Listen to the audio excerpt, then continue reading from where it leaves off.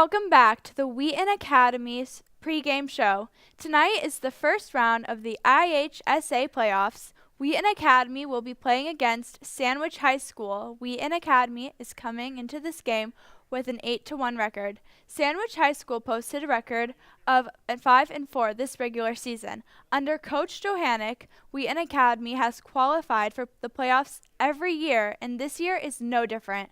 Last year, Wheaton Academy faced off against Sandwich in the state quarterfinals and won 42-7.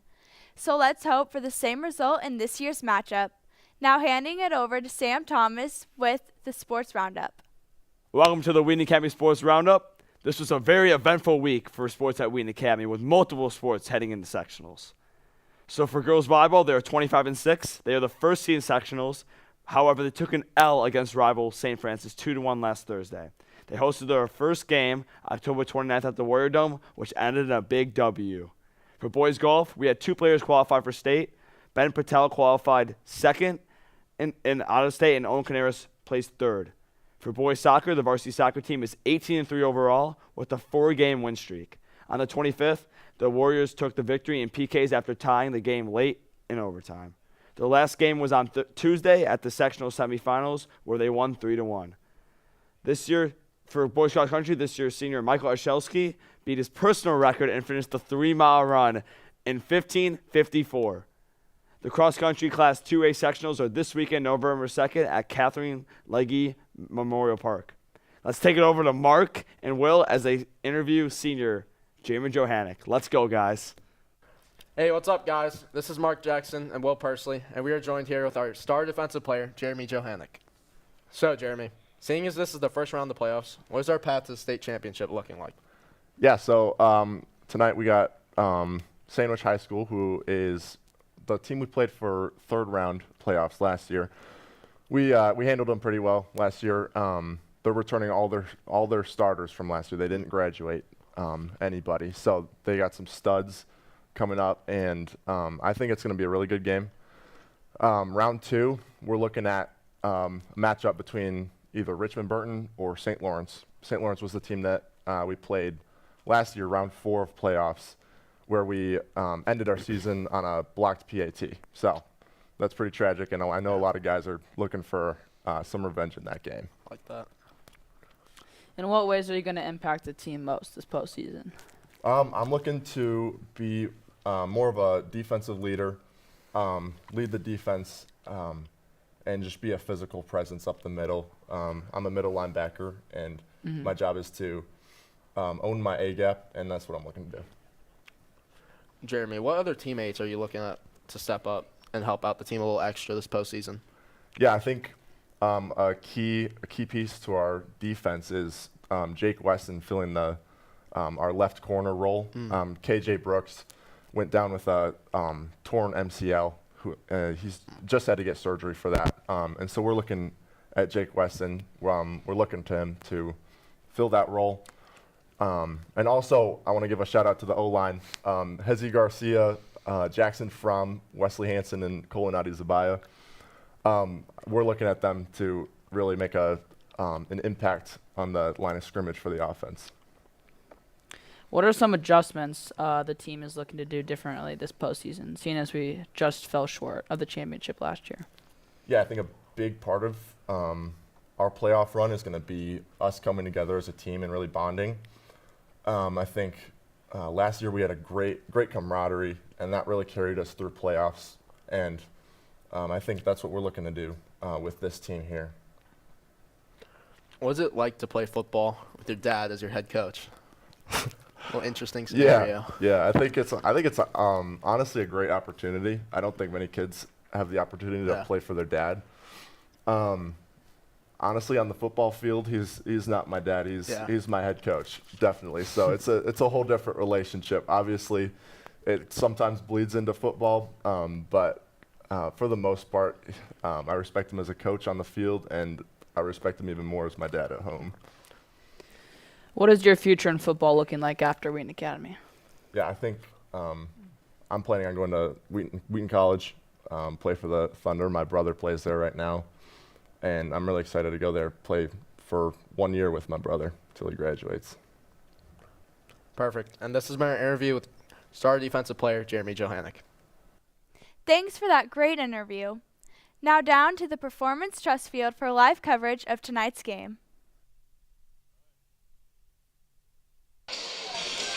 All right, ladies and gentlemen, welcome to Performance Trust Field here on the campus of Wheaton Academy for some playoff Friday Night Lights football. My name is Daniel Smith. I will be one of your commentators this evening. I'm joined in the booth by senior Jake and George. It is an absolute treat. It's a little bit frigid here on the night after Halloween. But we have a great matchup for you tonight. Your Wheaton Academy Warriors at 8-1 against the Sandwich Indians coming in at 5-4, the first round of the IHSA playoff football. Jakin, I know that this is your first playoff action in the booth. You've been excited for tonight's game. Give the people listening at home maybe something that you are looking forward to. Well, first of all, it's really great to be back in the booth with you. So my first game was our homecoming game, and it was an enjoyable game to watch, but if I don't say so myself, it was a blowout, right? Absolutely. It was a blowout. Since this is a playoff games are a lot different with their atmosphere, with the competitiveness, because it's you win or go home, right? So I'm really looking forward to seeing a good matchup between the Indians and the Warriors, both offensive and defensive. We'll get into this later, but we have actually seen this team in the past in the playoffs, right? So we're going to see if things have changed for either teams or see if trends stay the same. That's a great point. I know I was talking to some players. They told me that the Sandwich fans travel very well. I'm already looking across, and they are filling up the stands, and we're still 20 minutes to tip here. I know the Maroon Platoon is lining up. They haven't marched in. And even though it's a little chilly, I know we got some hot chocolate. We got the shack lit up and ready to roll. I hear some fans down below getting hype. It's going to be a great night of football. And, man, it feels like just yesterday for me that I was here for the game one back in August 28th, kicking off the Warrior season, and now here we are, and you just have to win to stay alive. It's a great feeling. Indeed, time flies. I don't know what else to say, you know? Even as a student, right? Me being a senior, right? My year's flying by. This is already November 1st. I also remember that game, and I remember looking at the sunsets. The sunsets before game time were amazing, and now just looking straight ahead of me, it's just pitch dark, right? Absolutely. Well, those of you watching at home, we saved all our good info for closer to kickoff. Enjoy some Wheaton Academy advertisements. Don't go anywhere. We're going to have some great camera angles for you all night long. We've got the national anthem being sung by a student here shortly, and Jakin and I will kick things off a few minutes before kickoff to give you more insights into this matchup. Excited to be here. Don't go anywhere. Stay tuned.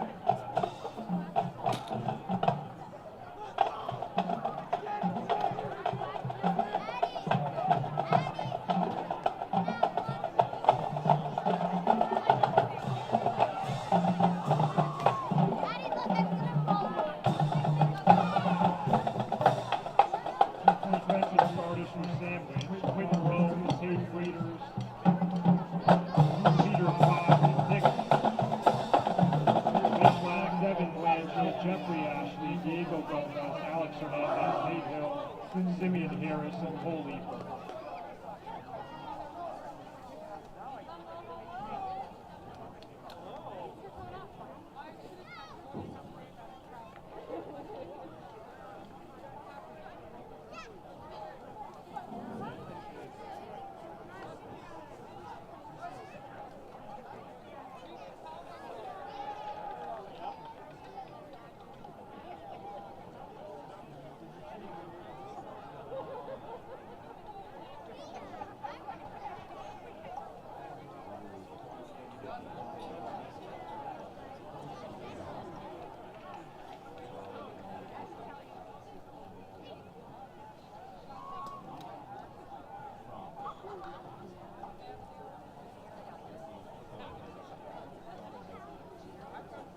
And now, if you would please rise and gentlemen, remove your hats. The national anthem sung by Darren Dowdy.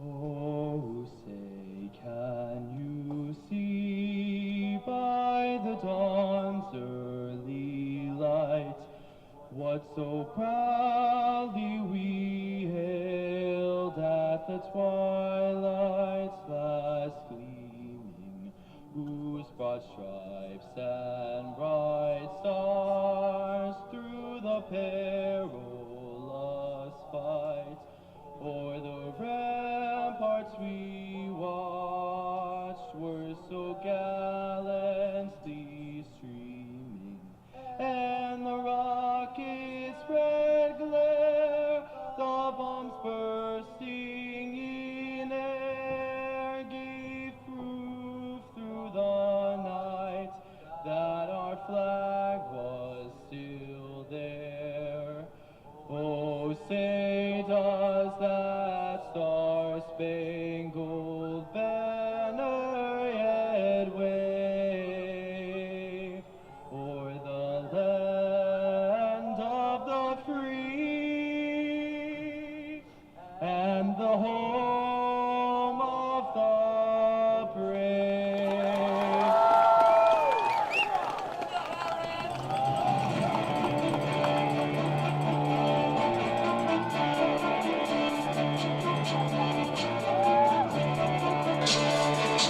All right, all right. There is no better way to kick off a Friday night of playoff football. If you're just now joining us, if you get a chance, go back and watch the pregame show. I know the sports broadcasting team puts a lot of work in that, can give you some great insights leading into tonight's game. But for those who are just tuning in, my name is Daniel Smith, teacher and coach here at Wheaton Academy, and I'm joined in the booth by Jake and George, senior, who will also be on the mic with me. We come to you the day after Halloween, where the costumes look a little different tonight. The Wheaton Academy Warriors are in the maroon with the white helmets, and the Sandwich Indians have on the white uniforms with the black helmets, a playoff rematch from last year, round 3. Both teams, win or go home. Tonight is what the entire season is building for, and we're ready for a great matchup.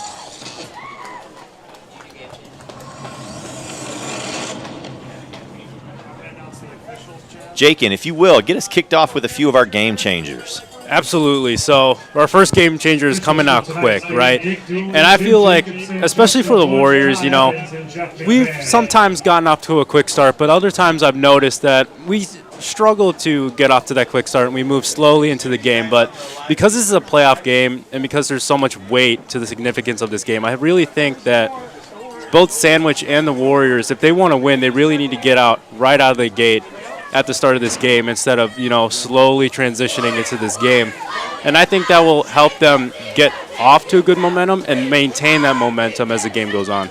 Absolutely. And I think part of that is connected to our second game changer. Experience is king. We have a senior-laden team. We have been here before. We made a deep playoff run last year. We brought a lot of guys back. We need to rest on our seniors who've been here, who can take care of the little things, who are locked in, and I guarantee you they were focused from the minute the bell rang after school today at 3 o'clock. Absolutely, absolutely.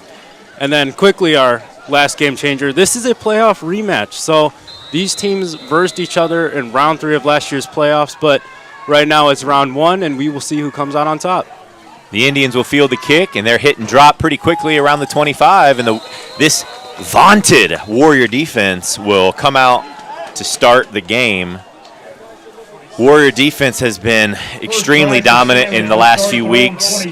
Warriors lost the first game by 2 points in week 1. Since then have rattled off 8 straight wins. 3 or 4 of those have been shutouts. The Warriors defense has, through conference play, has been phenomenal. There you see some of those names. Jeremy Johanik, middle linebacker. DK King on the edge. Warriors in their traditional 4-3 here to kick things off. Handoff up the middle. He's got room. He's still on his feet, and he picks up a big gain of about 25 yards on that run right up the gut. That is Diego Gomez. First and 10 from their own 46. Big time first down pickup. The Sandwich Indians kind of setting the tone early with their run game. Absolutely. First play, already moving the sticks. Solid run up the middle, right? And we'll see if they do a little combination of pass and runs, or if they'll be dominant on the pass or the run throughout this game. Another handoff right up the gut. He's hit, stays on his feet, and then is driven down by number 5, London LaFleur. I want to take a minute for those who are at home. Let's go a little high football IQ on you here. The Indians run what's called a wing T. It's a lot of motion, fake handoffs, almost like the famous Georgia Tech triple option from back 10, 20 years ago. In today's modern game, sometimes teams run what's called an RPO, a run-pass option, where they're reading the defensive end to see whether they should run it or throw it. Sandwich's quarterback is doing the exact same thing. Should he go up the middle? Should he toss it to the edge? The Warrior defense is going to have their hands full with the wing T offense tonight. Run up the middle. He gets a positive gain of about 4. Keeps churning those legs. Going back to your RPO that you just mentioned, it seems like they're really focusing up the middle as of right now. I think they're starting to create holes within the Warriors' offensive line, and it's starting to work out for them. But we'll see if they start to do tosses to the left or the right, or different variations instead of just going straight up the middle. Absolutely. Football's won in the trenches, and Sandwich is coming out and trying to make a statement to see, hey, we're going to line up our 5 against your 5, and we're going to see if you can stop us. I don't see them changing if they continue to pick up first downs. Yeah. Big third down here for the Warrior defense. He's hit, and it's going to be close, Jakin, but I think he's going to come up short as a team of maroon jerseys take him down after a short gain.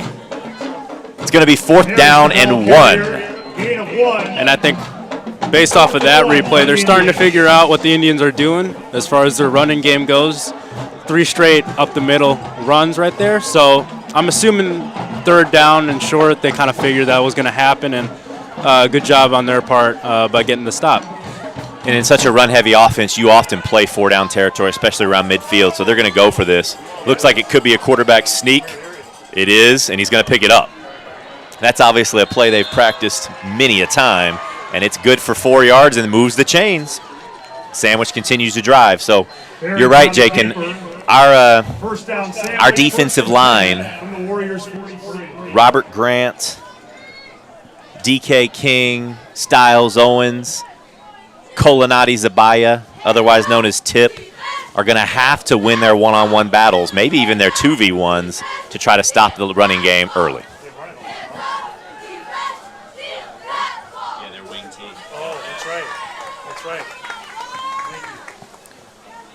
Another run up the middle.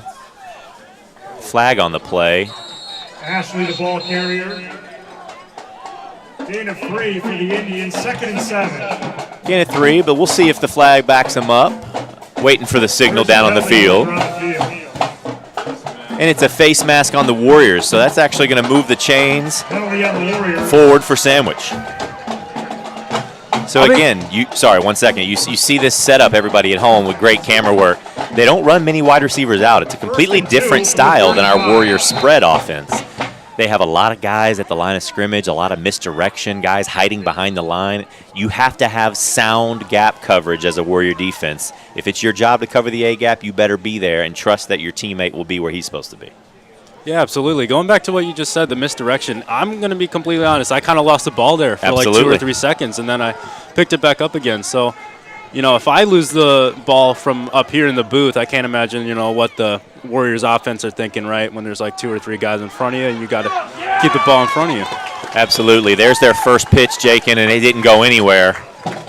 Wonder if they're going to go back to kind of trying to work between the tackles, because that pitch allowed the Warrior defense's speed to show up. No gain.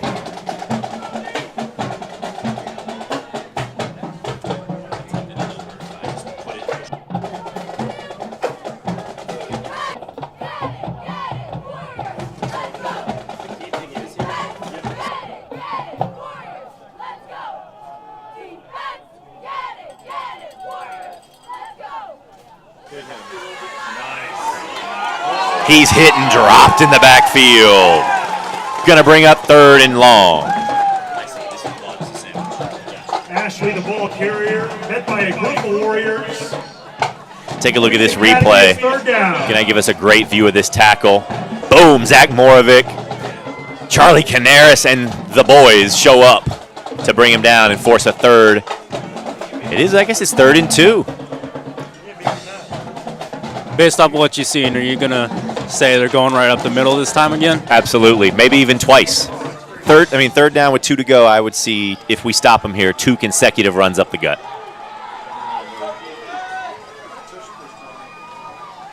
They got it.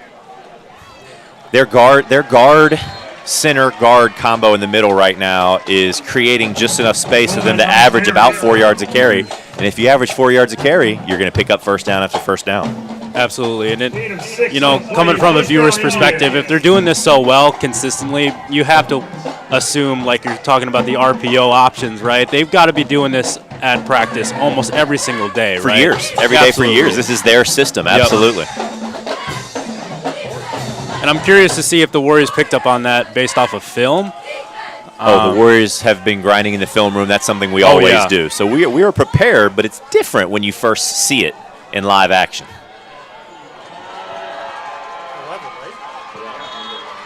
That was number 11 for Sandwich. Nick Michalek. I'll work on that. Yeah, it's almost like, Jake, I'm a basketball coach. It's almost like when you play man-to-man all season long and then you go up against a team that throws a weird zone defense at you. It can take a quarter, a half, so sometimes even a whole game to figure it out. So let's hope that the Warriors defense has a quick learning curve against this wing T. And sometimes it's like weird to understand that, right? Because as the viewer, once again, you just assume like, oh, they're running the ball. Let's change up our defense. Absolutely. He's going to take that one almost to the goal line. He got a couple good blocks, and he's brought down at the 1. Take a look at this replay. It's another handoff between the tackles. Takes it all the way to the 2. That was number 20. Diego Gomez. He's been one of their main ball carriers to start this game. And another variable to keep an eye on is the time of possession. In a team that's run heavy, they are going to control the pace. This has been about a 7-minute drive to kick things off.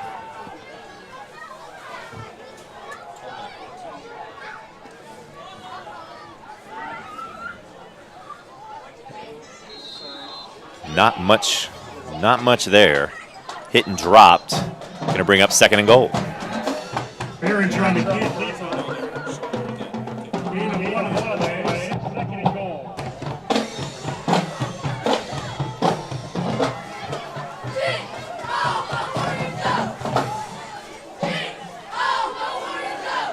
Warrior cheerleaders cheering their team on. A chilly 44 degrees out here tonight. Sandwich knocking on the door. Typical Chicago weather. What are you going to do? Handoff up the middle. He's hit hard, but he does get across the goal line, and he's going to score. I see the signal from the line judge. That was Diego Gomez again, and Sandwich will go up 6-0 after that 8-minute drive. So a great chance for the Warrior defense to kind of see what the style of this game is going to be. Absolutely, and you have to have in the back of your mind that because, once again, they're doing a run-heavy offense, they're definitely going to waste run down time on the clock, right? And like you said, they're going to heavily control the pace of this game, right? So you as the Warriors defense and the offense have to hopefully adapt your game to the point where you can still make quick drives offensively while also stopping them on defense, right, so that you still have time to make plays. Absolutely. So we knew it wasn't going to be 0-0, so Warrior offense with a chance now to come out and establish a little drive of their own here.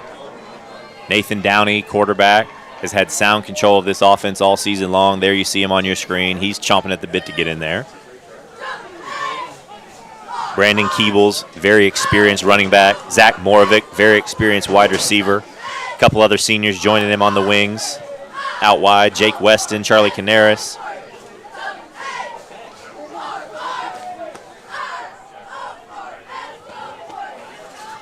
Yeah, one thing that we'll be missing tonight is KJ Brooks. He was one of our star defensive backs as well as skill position wide receivers. We wish him a speedy recovery, dealing with a knee injury. So we know he's down there watching tonight, but we wish him a speedy recovery.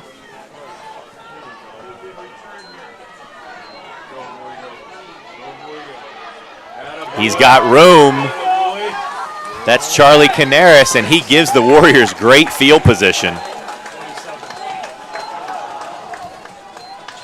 Canaris with a long return. Wheaton Academy will begin their first drive of the game. Yeah, so once again, going back to our game changers, right out the gate.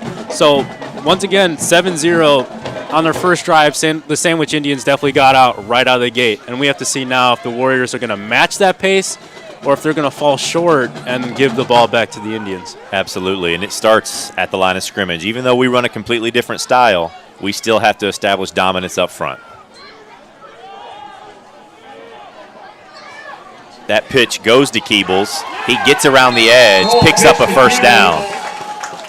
It's definitely a clash of styles, Jakin. We got the wing tee, power eye up the gut versus the spread, 3 wide receiver speed attack of the Warrior offense. Yeah, we kind of saw a little taste of your own medicine right there, right? Run game right down the right side for the first play of the Warriors drive. So we'll see once again if they start doing what Sandwich is doing and doing all runs, or if they're also going to implement some passes into their drive. 2 wide receivers right, Downey in the gun. Man in motion. It's another handoff up the middle. He's got a gap, but a nice tackle made there by Sandwich. And that was bring up second and long. That was a little unfortunate because you could, from our vantage point, you could see Gino Spinelli was almost calling to the ball because absolutely no one was covering him. So I'm assuming that was a designed run play, but definitely a missed opportunity for the Warriors there as Gino nearly had nobody in front of him. Yeah, let's keep an eye on this. Now we're running with 4 wide receivers, so definitely looks like a passing attack here.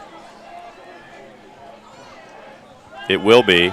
He's got a quick out. That's caught by Moore. Oh, caught and dropped right off the hands. It is cold weather. You're trying to get warmed up. You just had, that's one thing, right? It's like Sandwich just had an 8-minute drive. These offensive players have been, kind of standing around. It'll be 3rd and 7 from the 37. It was a nice throw by Downey. Yeah. Put a good line on it. Just, it's one of those, you got to secure it before you turn and run upfield. I think it was me and you last game in here when Moravik had a key drop in the first half, and then he went off in the second half for 2 to 3 scores. So looking for more of that tonight. I remember that, yeah.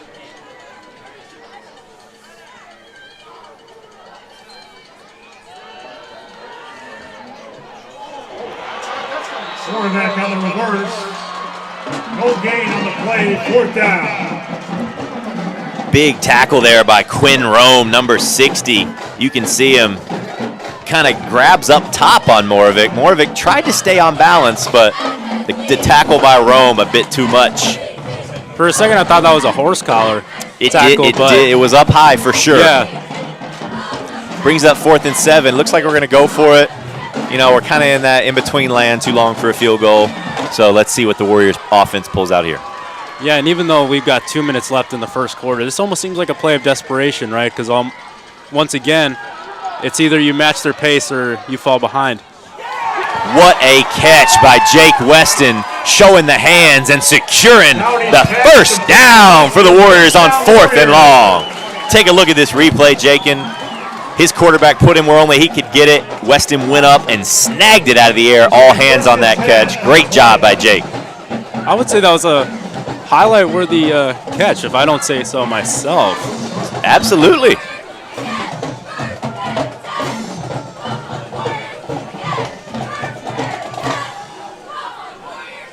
Big first down for the Warriors. New set of downs. Warriors knocking on the door of the red zone.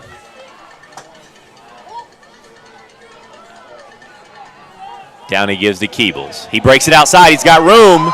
Tries to get around the edge and is knocked out of bounds hard by number 20, Diego Gomez. Excellent footwork and patience by Keebles. Watch how he plants that outside foot. Boom! Gets up for about 3 to 4 more yards. Nice job there by Keebles.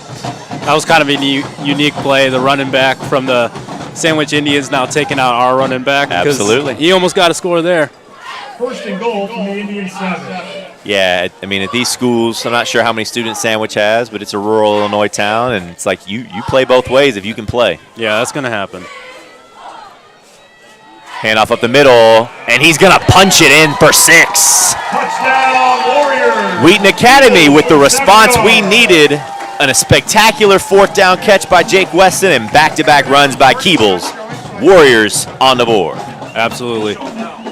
Little sloppy to begin the drive, but once again, at least we're matching their pace now. So now the ball's going back to them, and now it's their turn to either get the lead back or potentially even give it back to us so that we can take the lead. This is Charlie Canaris with the extra point. It's up, and it's good. Kyler Finnegan, our normal kicker, is traveling with the soccer team right now, who's playing in a sectional final against Bennett. We'll give you some score updates on that. Honestly, if anybody's watching at home, if you could Google that game or check Wheaton Academy Soccer Twitter and drop us a little message in the chat, we could share that. We got our hands full over here with different stats and things. If you could help us out in the chat. Appreciate all of those of you who are watching at home.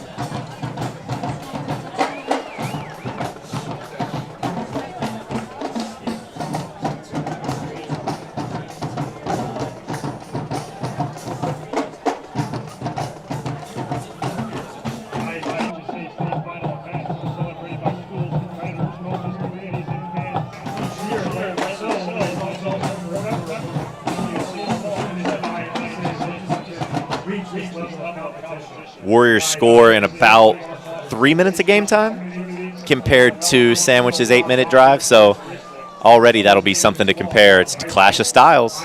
Let's see if the Warrior defense had a chance to regroup, talk to their coaches. I know Coach Swider Sr., Swider Jr., Coach Johanik, all locked in on defensive adjustments for this second drive.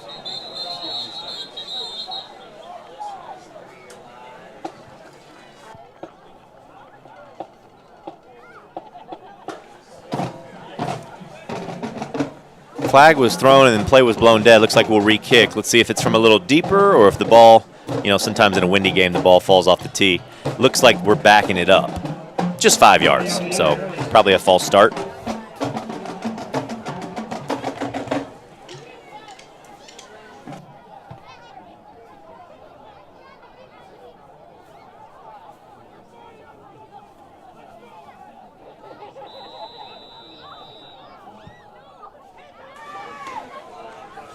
Thank you, Lightning Bauer, for the update. Ball hits the turf. Waiting for the signal. They're going to say it's Sandwich ball. That was a close one. Yes, thank you, Lightning Bauer. Looks like Waz losing to Bennett 3-0 at the half. So we'll keep an eye on that. Hopefully they can make a comeback in the second half. While I was checking that, we almost got a turnover. That kick was short, and when you back it up, you often have players who are not used to getting their hands on the football having to make a play, and he was not ready for the moment there. Kind of bounced off his chest there, and luckily enough for him, it was able to jump right on top of it. It was relatively close to him, but once again, you can't take that stuff for granted. Yeah, maroon jersey was ready, dove right on it. It was close. All right, wing tee, round 2. Let's take a look. I guarantee you it's a run up the gut to start. They're going to keep testing it until we stop it, and that is how you set a tone and say, hey, what's your second move? What's your second move? Deonis King, Jeremy Johanik, Colinati brings up second and long. Let's see who gets the initial penetration.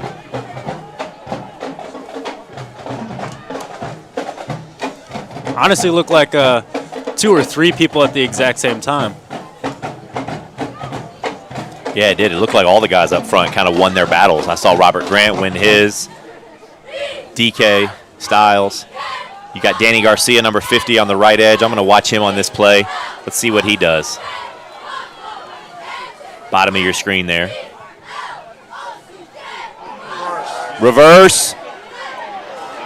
Missed a tackle, but a great rundown by Deonis King and Jake Weston. And that right there was a perfect example. Watch, he stayed home. He missed the tackle, but he slowed him up just enough for another maroon jersey to get there. You've got to stay disciplined. If your job is to cover the left side, you can't leave that and fall for the fake.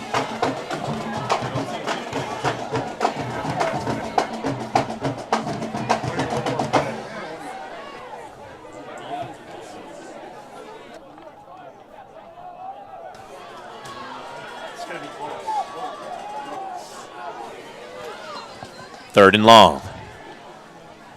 Handoff around the edge. Being raced down by Moravec. And a smart, heady play by our senior there. It helps when you've got one of your fastest players at the safety position. You're not going to get the edge on him. He races him down and stands him up nicely. And I like how he caught off the running back's angle, right? He didn't let him get on his outside and let him dart down the field, right? Hey, you're talking to a math teacher. I'm all about angles. You're kind of alone there with me. I hate geometry. Hey, that's into the first quarter. We're going to take it to a commercial break. Don't go anywhere. It's an electric atmosphere for Friday Night Lights. We'll be back shortly to start the second.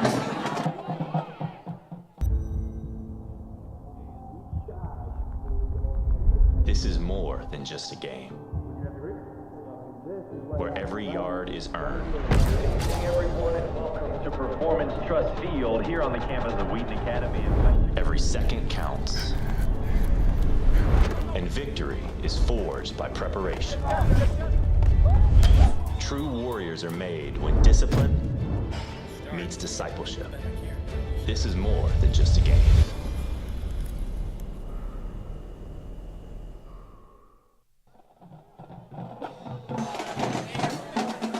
How about that commercial? Not many people do it like we do here at Wheaton Academy. Let's see if this offense, well, I don't want to speak too soon. It's fourth down. Let's see if this defense can get off the field. It looks like they are going to punt it away. It's fourth and long, so it's not like it's a 4th and 2, right, where they can do that, where they can rely on that QB sneak, right? For sure. So let's take an eye on special teams. This can be a game changer, especially at the high school level. Almost a block, and it's a low punt that's bouncing. And Warriors going to take over again with good field position. I always get nervous, Jakin, because it's like you're running downfield trying to block, and on a short kick, if that ball even bounces off your heel. That's a live ball. That's a live ball. Sandwich punt goes to the 38. Wheaton Academy will begin its second try, 1st and 10 from their own 38. Let's give some love to the Warrior O-line, the big boys up front who make it all possible. Hezzy Garcia, Jackson Fromm, Jeremy Johanik, Jeremy Johanik, Danny Garcia.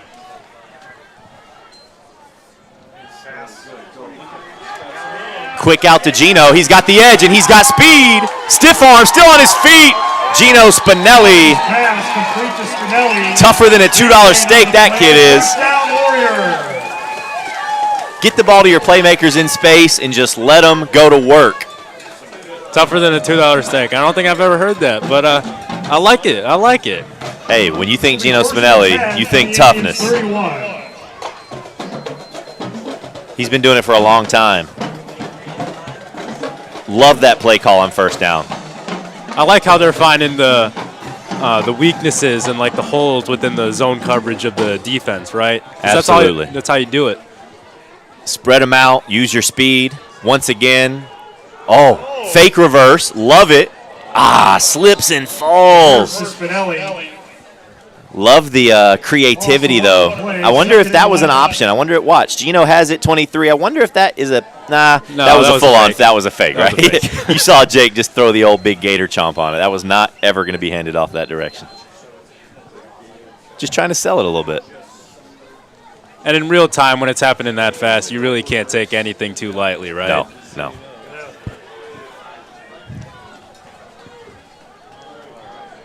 All right. Lost a yard on that. Slipped. 2nd and long. Handoff up the middle. Hit and drop. Going to bring up 3rd and long. Warriors in a passing down here. Ball carrier. Gain of 4 on the And I think I covered this last time I was on mic with you. You know, in 3rd down and long situations, you're almost always going to pass, right? And me personally, I don't like that sense of predictability, right? You know, maybe pass on your 1st or 2nd downs, you know, to gain some yardage. But when it's a 3rd and long situation, unless you have a really strong running game like Sandwich has showed in their first drive, you know, you kind of always have to rely on that pass. Absolutely. I think offensive play callers would love a 3rd and 3, a 3rd and 4. Then you've got variability here. But with a 3rd and long, it does definitely limit your playbook. Downey's looking over the middle. Got a man. Cuts it upfield, still on his feet. And that's connected with one of his favorite targets, Brandon Keebles, who is pumped up for that 1st down.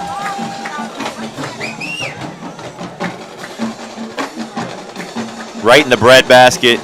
And hey, Keebles is not just going to slowly walk out of bounds. He's going to get every extra yard he can get.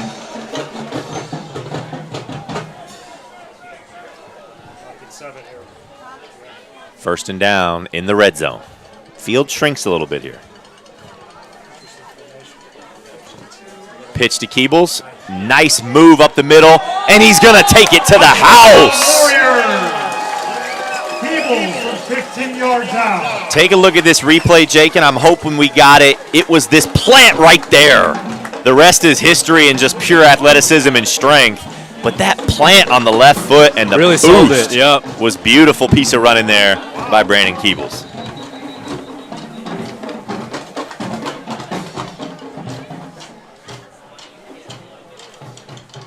And I like how the Warriors offense is really keeping it balanced between run and pass, not heavily relying on the run or passing game to maintain that unpredictability.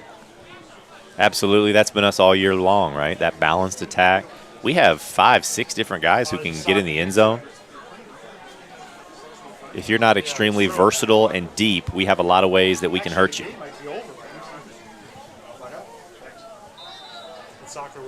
Oh. Charlie Canaris up and through. Extra point by Canaris is good as Wheaton Academy takes a 14-7 lead. Another, 3-minute scoring drive there for the Warriors? Yeah, a lot quicker pace. I guess that's what happens when you pass the ball and run the ball at the same time instead of just running your way down the entire field. Yeah, this, be sure while you're watching, check out our Instagram, instagram.com/ I believe it's Wheaton Academy ORG. Or that's a typo there. The main one I think is Wheaton _Academy. Wheaton Academy. Could be wrong on that.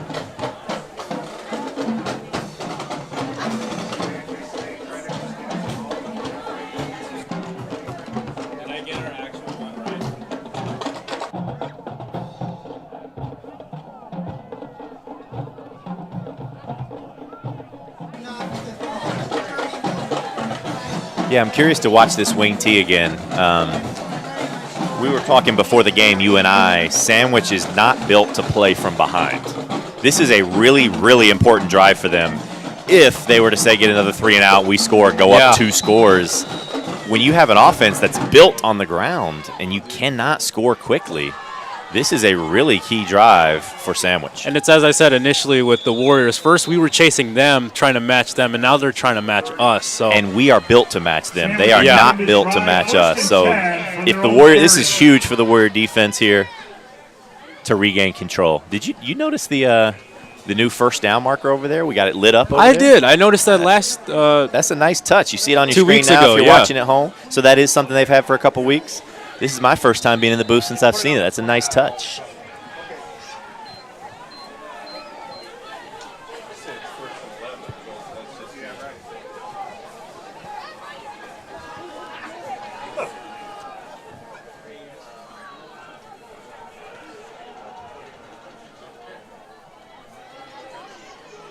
Handoff up the middle.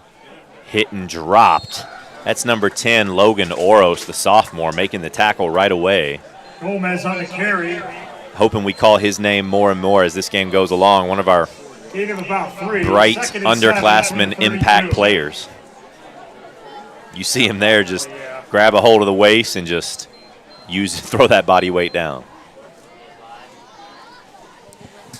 And I like to see like that those underclassmen really stepping up, especially in these playoff games, right? Because we don't really think about it. This Warrior team is a heavily senior team, right? In a matter of months, they're all gone. So it's these up-and-coming stars that really have to rise up. And I'm glad that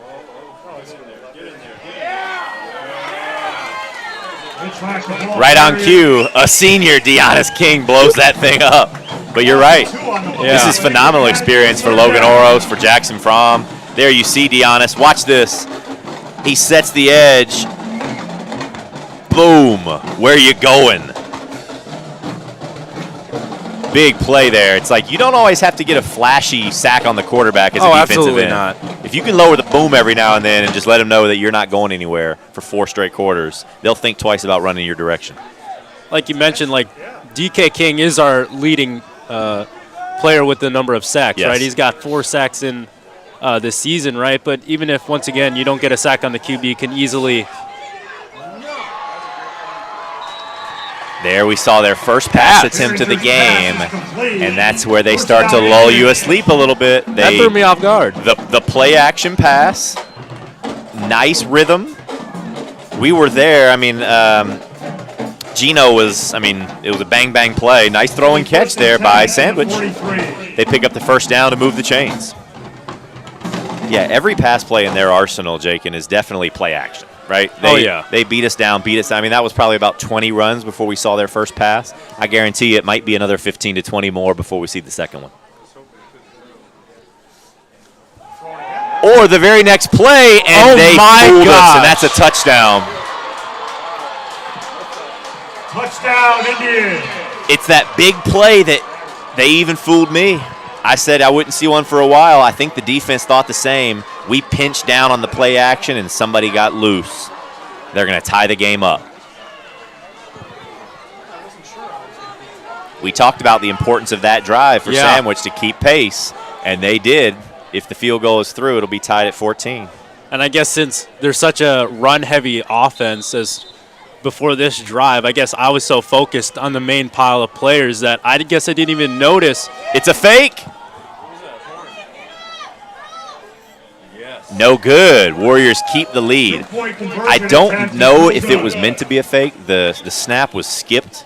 It one hop. I don't know if we have a replay, but either way, it doesn't matter. The snap was bad, and I think he kind of panicked and rolled out. But continue what you were saying. You lost the guy up the middle? Oh, yeah. I didn't even notice until the ball was thrown, until I realized it was a pass, that there's absolutely no one around this receiver, and there was absolutely nothing that the Warriors could do. Because the Warriors play a cover 2, which means 2 high safeties. We didn't have any on that play. But it's I don't know if it was because of a mistake. That'd be something only the coaches would know. Yeah. But it could have been, you have to bring the safeties down to load the box against the run game. And if you get blocked or you step a wrong way, you could get burnt, and we did there.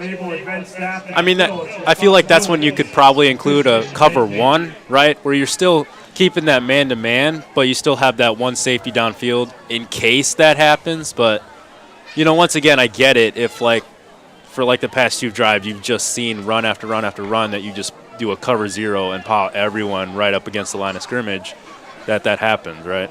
Yeah, this is a phenomenal game. I'm pumped to be here. If you're at home and you want to come out, hey, come out at halftime. We got hot chocolate.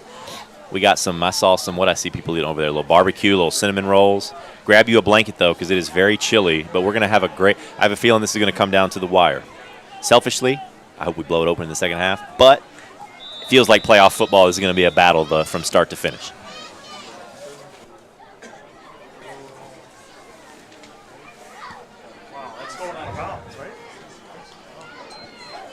Fielded by Canaris. He's got space. Cuts it back. Phenomenal run by Charlie Canaris. I've had him in class. I mean, he's such a smart kid. Like, the way he was just using he was crouching almost behind the blockers, and then when he saw space, just hitting the hole hard. Nice job, Charlie. That's how you get good field position to start a drive. Absolutely. But I might have spoke too soon, Jake, and as Maroon is walking back, It's so hard on a long return to not get a block in the back or a holding call, and I'm looking right now where the holding might be. I don't see it. It could have been in the back by like the 35-yard line. I saw some. I just saw the flag come out right there. Can we get that replay again? I want to see what. So what? Oh, this is a different one, but we'll try to get that replay of the kick return here in a minute after this play. I just didn't see where the flag came out super late, but.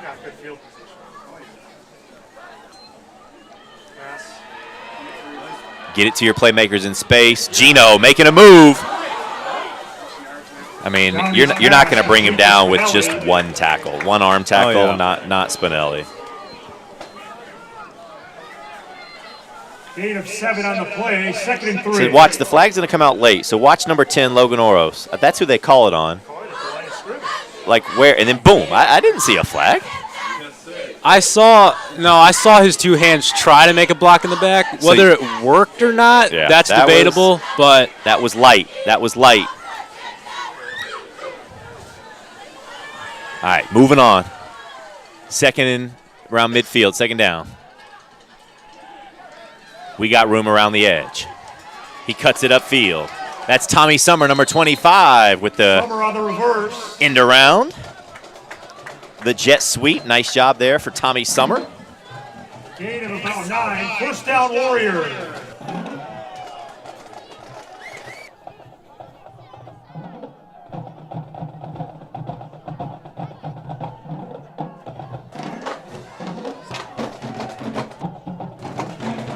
First and 10, the Indians 34. Time for the Warriors to make another statement. I agree with you. The offense has done a phenomenal job of mixing and matching. I don't know what to expect here. Let's watch. Downey in the gun. Handoff up the gut. That's LaFleur. Still churning. Fighting for every last yard. Again, the Warriors staying disciplined, staying balanced. Gain of 5 for London. Positive first down yardage is huge. You mentioned no third and longs. Starting a set of downs with a gain of 5 is huge. Logan Oros getting in there a little bit more. Wesley Hansen is the other lineman we forgot to spot. Saw him getting in the mix, big 58.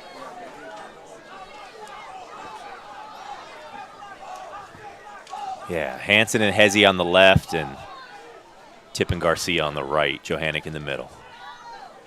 London up the middle. London a big frame running back, whereas Keebles is a little more slight speed back. So LaFleur moves the chains. That's how you do it. The ground and pound game for the Warriors right now. He was just that was a beautiful job following number 58, Wesley Hansen, who was the pulling guard there. Set up that great run.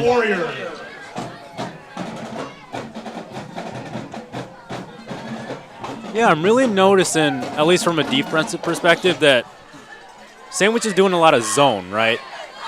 And I guess that's kind of good for like a running play, but once again, zone has a lot of seams where the receivers can find gaps and whatnot, and that's probably why some of these passes of ours have been so successful, right?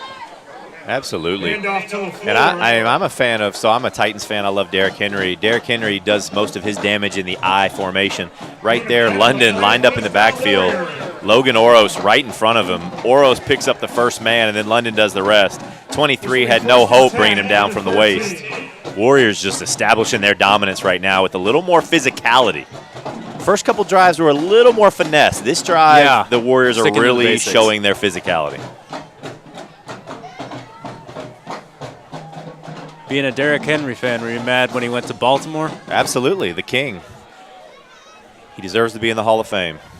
The Titans are not a great organization. We'll leave it at that. I still love them,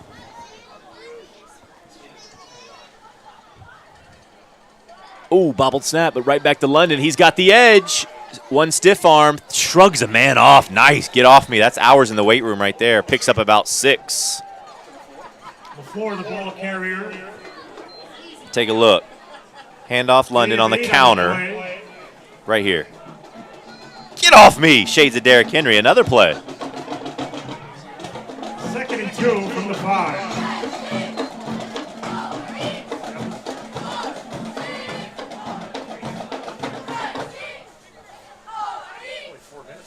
We're knocking on the door. And, yeah, time is moving quick. 4 minutes to go till half. Warriors with a chance to punch it in and extend their lead to 8 or 9. Downey with the keeper. Tush push. Does he get in? Downey on the keeper. Just short. Just short. Gain of 4 on the play. So I almost said something. I don't know if we're going to see a replay or not, but the way Downey set up with his leg, like back, you could tell he was just going to take that snap and run. Yeah, he was not in his typical under center stance.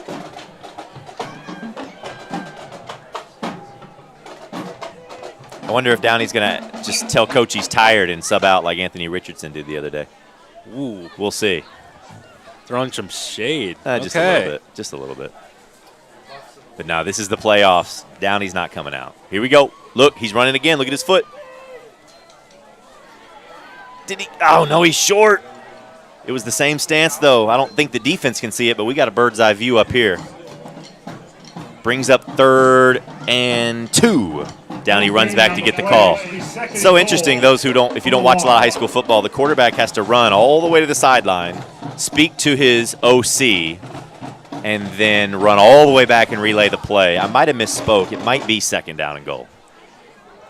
Yeah, I think we maybe picked up a first down on that first one. You're right. You're right. 2nd and goal. 3 attempts left for the Warriors to punch it in from 1 yard out. London in the eye. Hand off to LaFleur to the right side. Here we go. London's in, correct. Looking for the line judge. There it is. Warriors score again. Not even a single pass that drive. Maybe one, just a quick out to Gino to start. But London, LaFleur, little smash and dash action. Gino in the first quarter, London in the second quarter, and LaFleur picks up his first touchdown as a Warrior in a playoff game.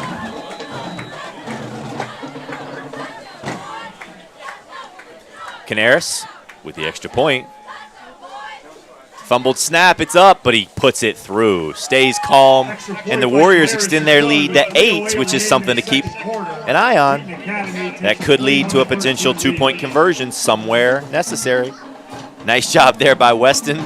That's why you have one of your better hands receiver guys to field that snap in case you got to do a quick scoop.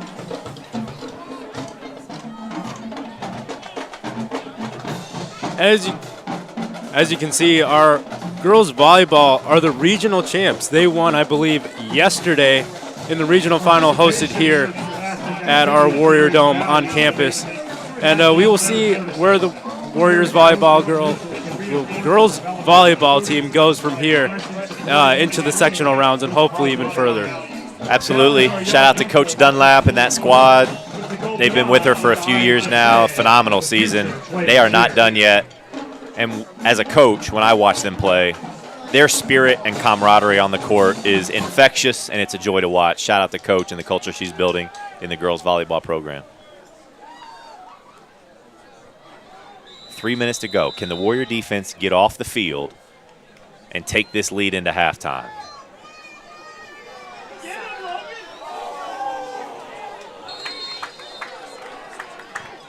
We just gave a little volleyball update. We will just finish with one more soccer update. Looks like they're down 4-1 as the clock is about to tick to the end of the game. So unless it's a miracle, their season might be over. A phenomenal season for boys soccer as they go down the ropes with Bennett. 3 minutes left. Both teams have all their timeouts, so you know this is going to draw out. Let's see. If the Warriors stop them early here, we might start using ours to see if we can get the ball back and take even more lead.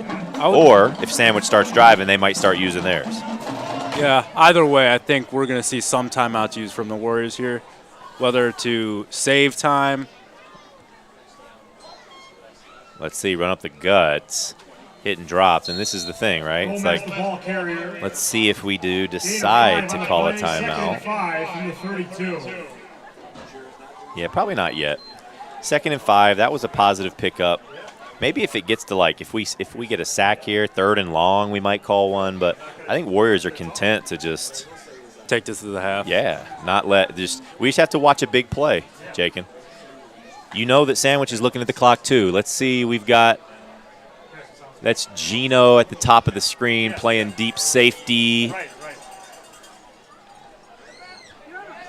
That's Charlie Canaris kind of playing last line of defense there. So Mismatch the ball carrier. clock's going to continue to tick.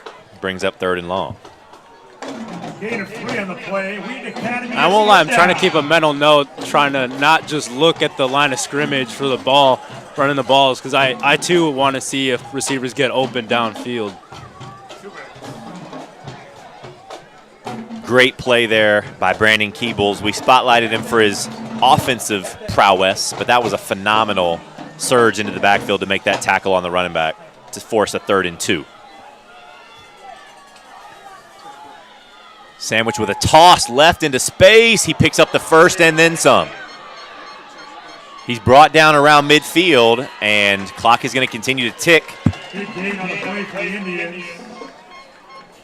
This will be 1st and 10 from the 50.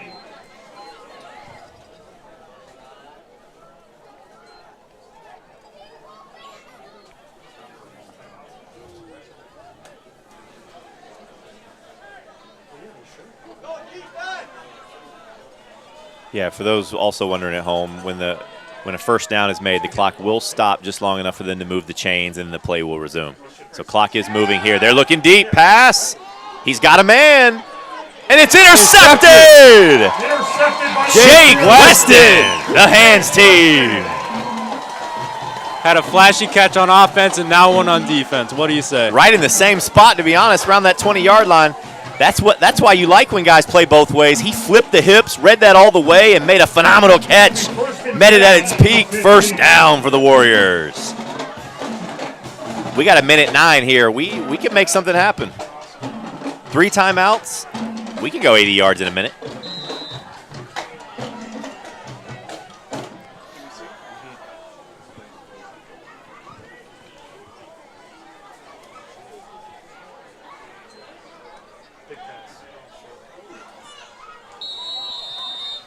Downey's pass is incomplete. 2nd down.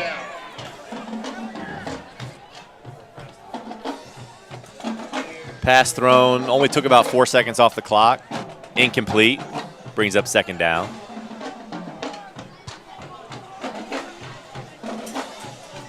As a play caller, it's interesting here. It's like, you know, every pass, do we leave Sandwich a minute left, or do we just run the ball here and, again, take it to half?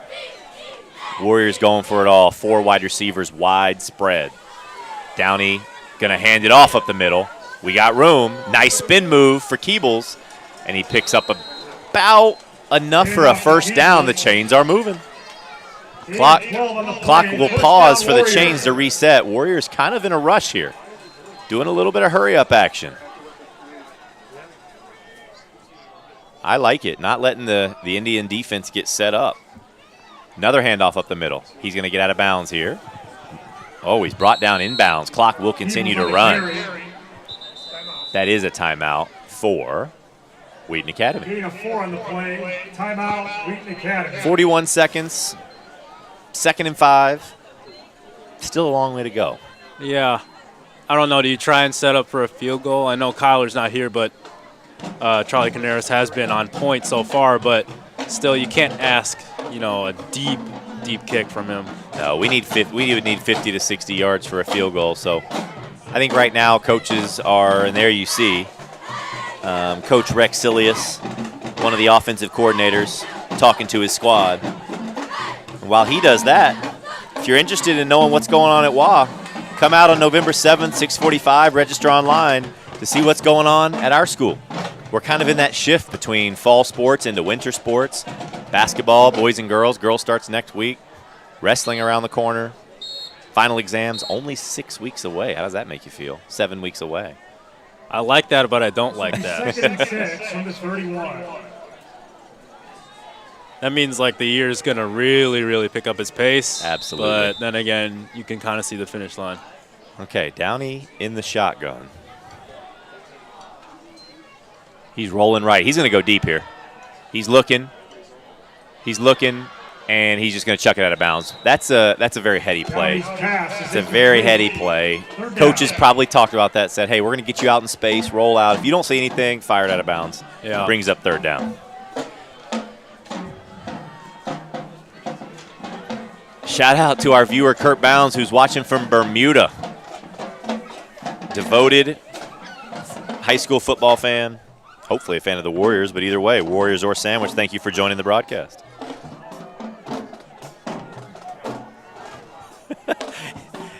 The Bermuda Triangle. Hope you don't get lost down there, Kurt. Downey looking deep over the middle. Got a man. It's his favorite target tonight, Jake Weston. We're going to call another timeout here. Oh, we're looking to spike. We're looking to spike. First down, Warriors. This will stop the clock on the spike. We want to save our 2 timeouts. I like it because the clock doesn't move while they move the chains. So we only wasted 3 seconds for that spike. I love it. 22 seconds with 2 timeouts around midfield. Downey delivers a strike over the middle of the field in stride to Jake, who's brought down immediately. Nice play.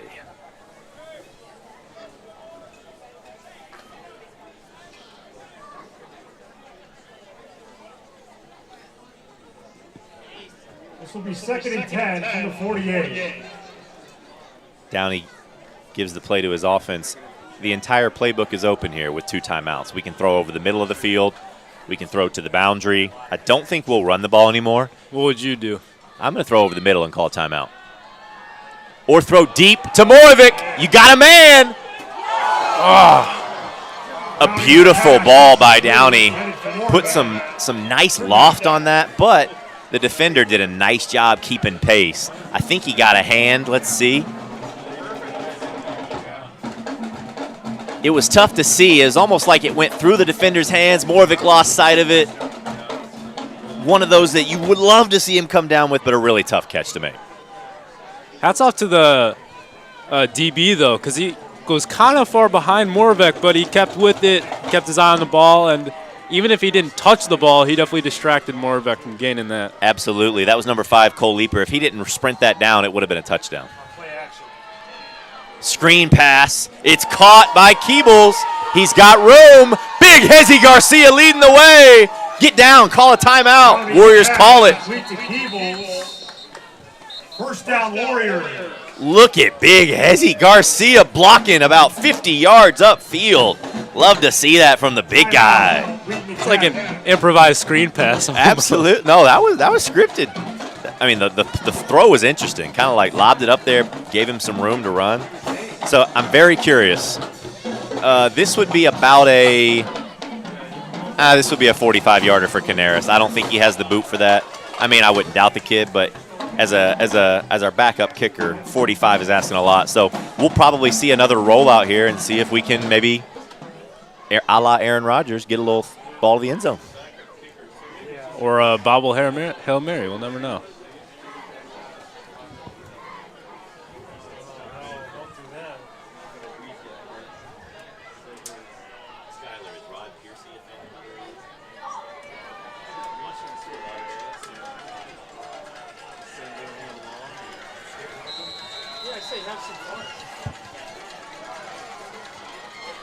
All right, here we go. In the gun. Downey looking. He's going to put it over the middle. He's got a man. Oh! Downey's pass incomplete. Headed for Spinelli. How? At the end of the second quarter. I don't know how that he was so open. Halftime, He just overthrew him, but I don't think he expected him to be that open either. So the Warriors are going to take it to halftime. Up 8 because of the bobbled extra point by Sandwich. We've got ourselves a phenomenal game, a clash of styles. Wheaton Academy, though, scoring 3 times in the first half. What are you looking forward to most before we take our short break? As far as second quarter goes, as I've looked over some trends, Warriors have typically scored on average and won by 36 points, right? So we're obviously not seeing that right now. So I'm curious to see what the Sandwich Indians do in the huddle during the halftime, right? You're only down 8, right? And anybody's game. Exactly, it's anybody's game. It's never over till it's over for that final whistle, right? So I'm curious to see if the game plans shift a little bit, if they keep going with their strong running game, or if they try and implement those passes that has been pretty successful thus far into their overall game plan. We couldn't draw up a better script up here in the booth, so go grab yourself some snacks. We got 14 minutes till the second half tips off. We'll see you back at Performance Trust Field.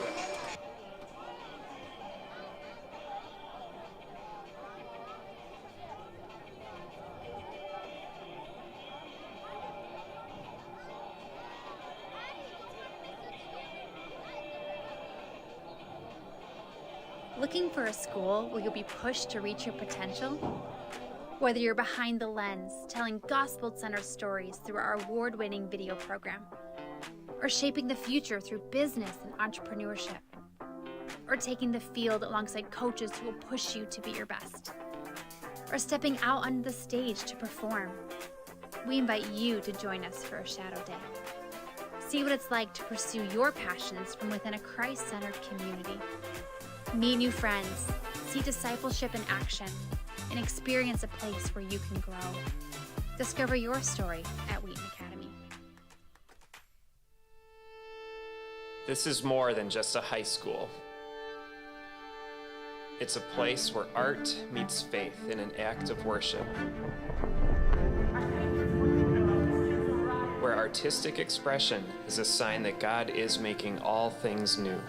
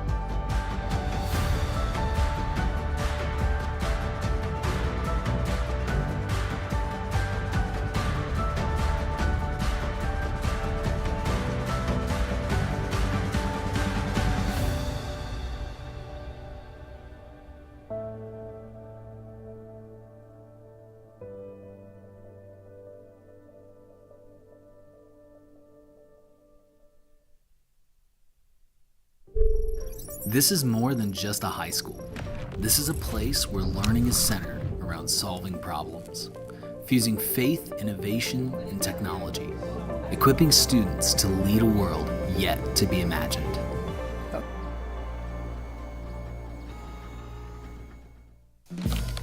This is more than just a high school. This is where students become entrepreneurs, where classrooms become boardrooms, mentors model stewardship, and where new ideas ignite. This is where dreams are realized.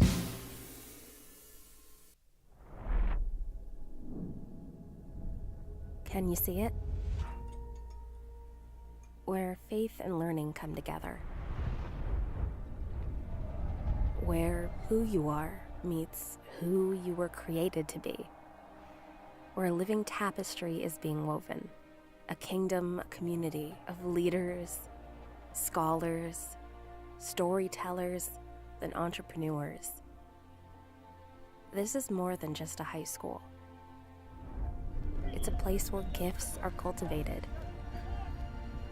ideas are refined, relationships are nurtured, and where kingdom builders are being discipled. It's an invitation to seek first the kingdom of God as you discover your purpose.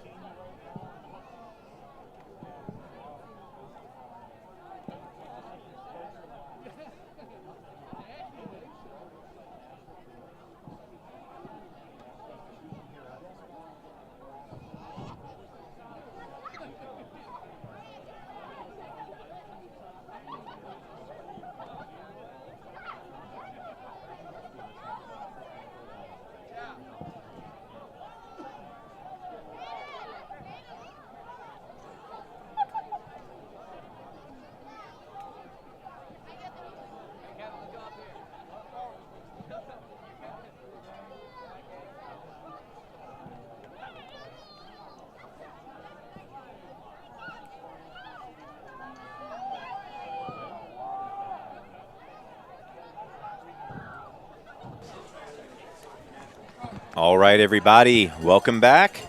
We've got just under 90 seconds left on the clock before we kick off here. We had an electric first half. Let's give you a little summary. Wheaton Academy kicked off. Sandwich drove it right down the field, about 15 run plays in a row, and punched it in to score to take the early lead. Warriors responded, score of their own in about 3 minutes. And then after that, the Warriors' defense showed up, got a few stops. Warriors scored again. And then Sandwich's second touchdown was on their first or second pass of the game.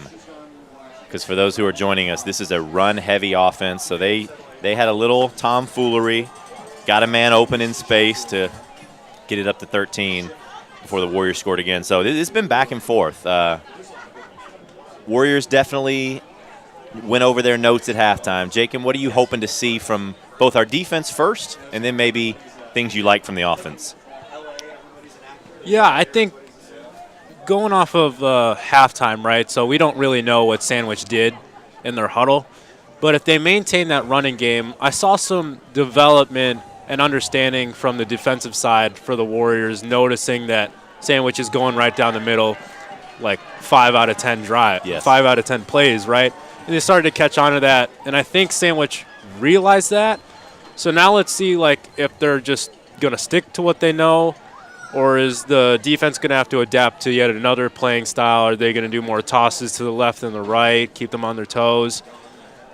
Yeah. So that's defensive-wise, but offensive, I'm really liking what I'm seeing. There's some missed opportunities. That last play before the half to Gino Spinelli, slightly overthrown, right? So, that'll come and bite you. But can you imagine it being like 28-13? That just would feel completely different. We were that close. It would. It definitely would, yeah.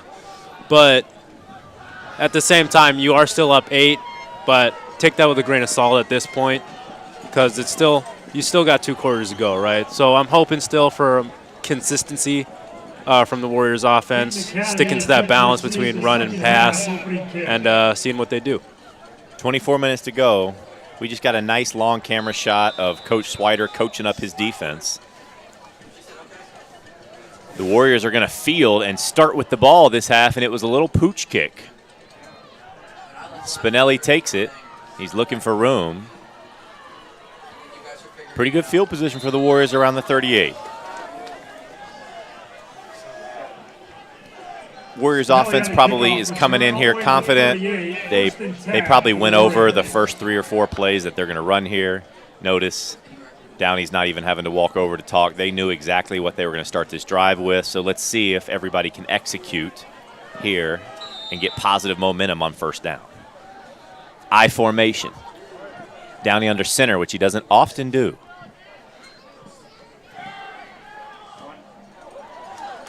Quick out to Moravik.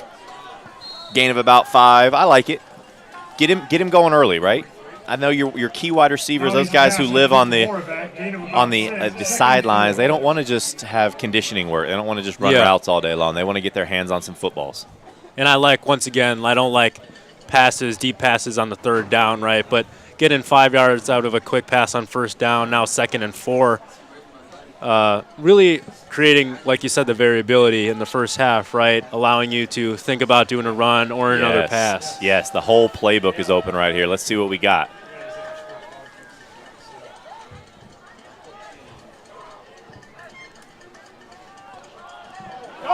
He's got space. Keebles around the edge, picks up a first down. Big gain on the play. First down, Warrior.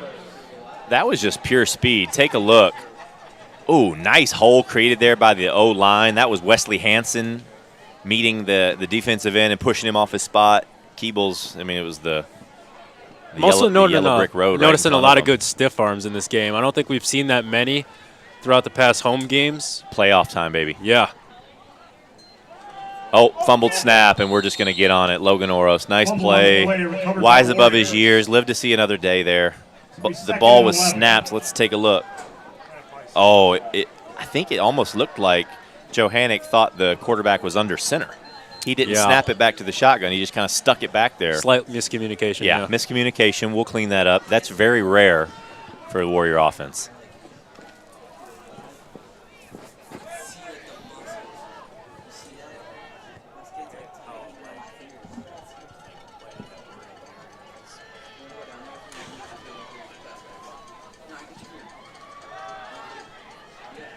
Screen pass to Canaris, hits a juke move. Gets to the outside, picks up about 6. It's going to bring up 3rd and half. Pass complete to Canaris, gain of 5 on the play. 3rd and 7 from the 36. Warriors onto something here. Multiple plays coming out of the half where we've thrown quick outs to our receivers in space on the boundary. Yeah, so once again, 3rd and 7. It's a bit of a longer 3rd down, right? But we've shown some good running plays from Keebles, getting some good yardage downfield. So, yeah, there is a little bit of variability left, but it's probably going to be a pass, right? Probably so, but we are in 4-down territory, so that is true. We're going to have 2 downs here to get the first. Play action, screen pass. Logan Oros. Yes, thrown to Logan Oros, and he's a big kid. You're not going to bring him down easily. Take a look. Watch how he gets wrapped up top of his shoulders, and watch how many yards he picks up after initial contact. 1, 2, 3, 4, 5 yards after contact. Phenomenal job there for Logan Oros.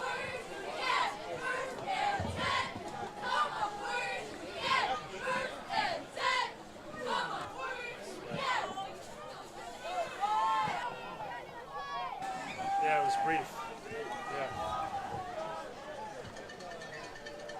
3 wide receivers to the right at the top of your screen.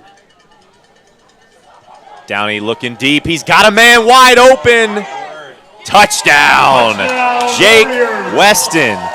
An absolute beautiful play call.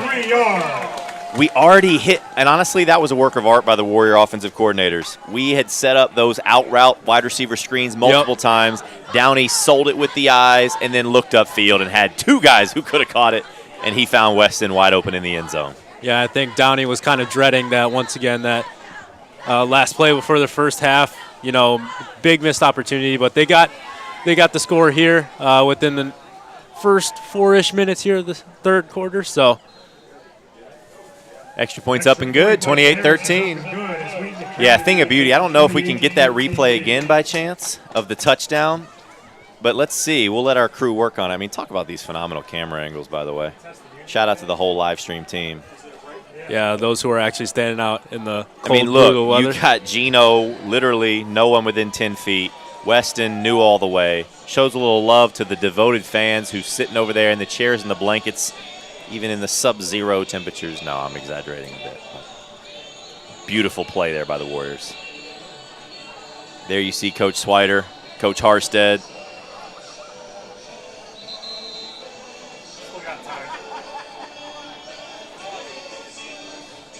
So, Mr. Smith, if you're Sandwich right now, you know you're down 2 scores, what do you do? You don't leave your system, but you do start to take more chances. Okay. You've practiced this for years, like this is who you are, but I do think that we will see more plays to the edge. We will see more play action passes. Okay. Because they definitely need to score on this drive to bring it back to within 1 score. Ball rolls out of bounds, and that's a flag. Heady play there by Sandwich receiver. Yeah, he could have gotten nervous and scooped that up, but he trusted his instincts, let it roll out. They'll start with good field position. That goes to the 40. Yeah, Warriors defense just has to eliminate the big play here. We have to wrap up. You can't get complacent. It's cold. It often can be harder to tackle when it's cold. Warriors just need to wrap up, make tackles, and not allow an explosive play. And we will watch this clock continue to tick away.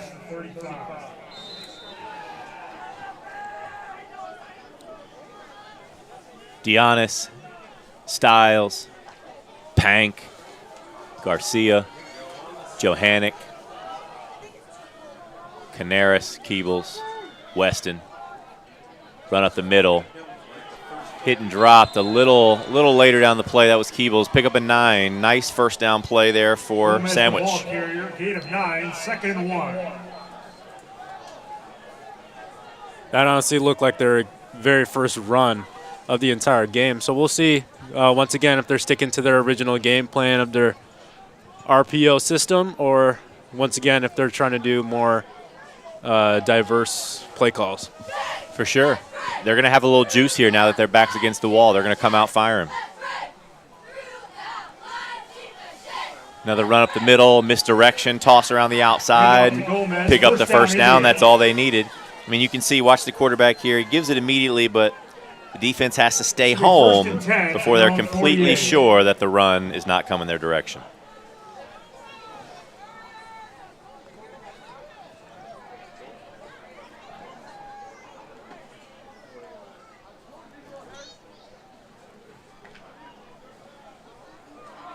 First and 10 around midfield. A lot of motion. Warriors defense adjusts. They're communicating. It's a pitch handoff to the outside. He's got a little room, and he's brought down after a gain of about 5. So this is the best drive Sandwich has had since their initial drive as far as sustainability. Gain of 6 will be 2nd and 4. I mean, you see all those maroon jerseys in pursuit. I know every day at practice they run what's called a pursuit drill where some coach runs with the ball and all 11 maroon jerseys got to chase him down and make contact. It's those habits that you have been training since July that only start to show up here in playoff season. And I'm starting to notice and appreciate how some of the defensive ends and the linebackers are keeping their head on a swivel, right? Because they truly don't know until a lot of people are on the ball carrier who's truly carrying the ball, right? So they're trying to maintain open vision on all sides of their body to see which ball carrier actually has the ball. Absolutely. Jeremy Johanik just met the running back there in the gap with a huge collision. Came out pumped up to bring up 3rd and short. That was a big-time plug of the gap there by Johanik, the middle linebacker.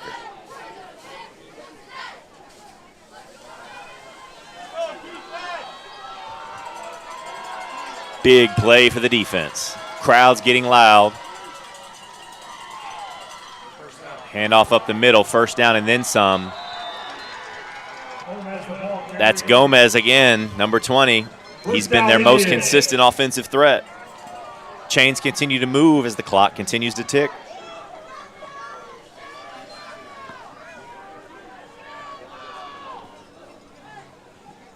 This will be 1st and 10 from the Warriors 36.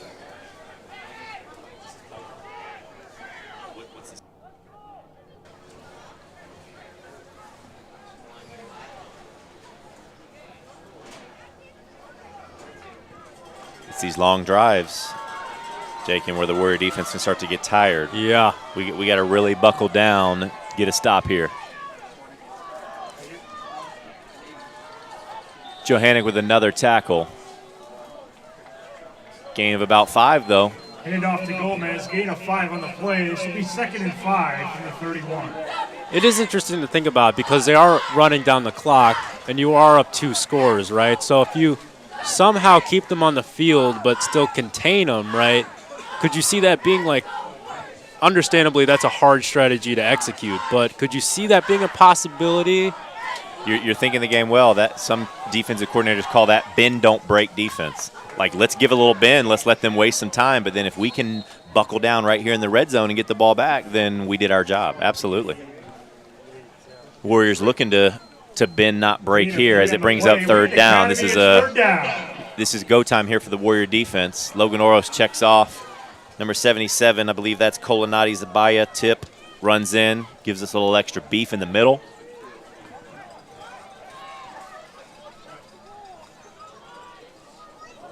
LaFleur, Johanik, and Keebles as our 3 linebackers.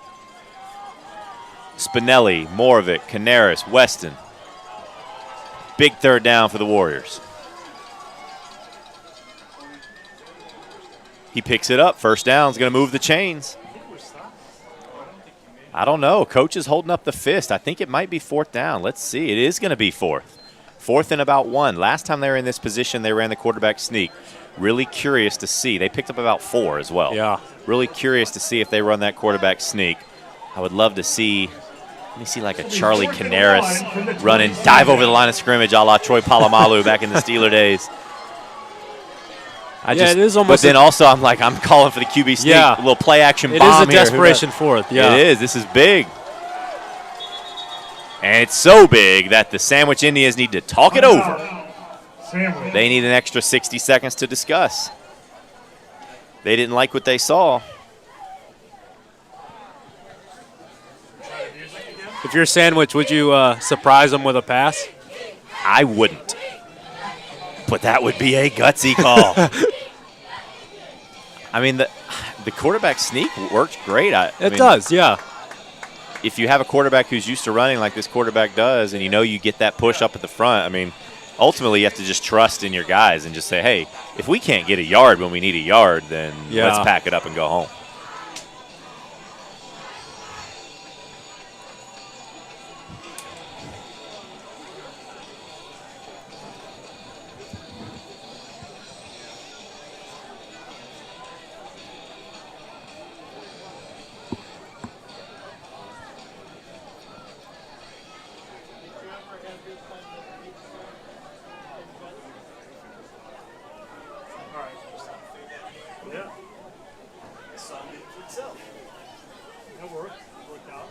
Fourth and 1.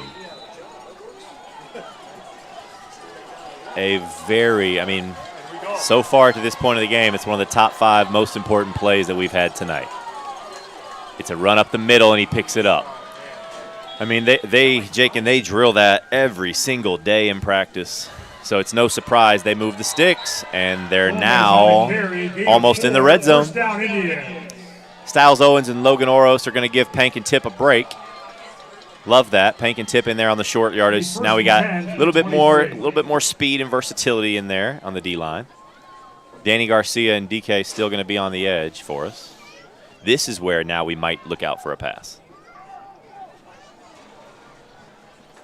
But this has been a long drive. They need to score here. If Warriors can somehow get off the field, maybe force a turnover, would be huge.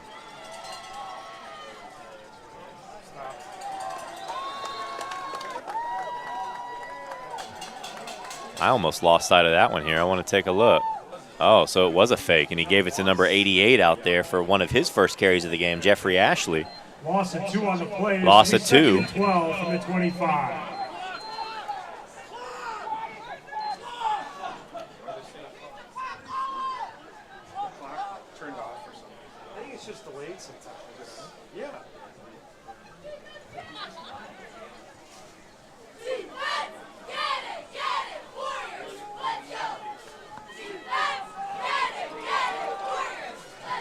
Under 3 minutes now.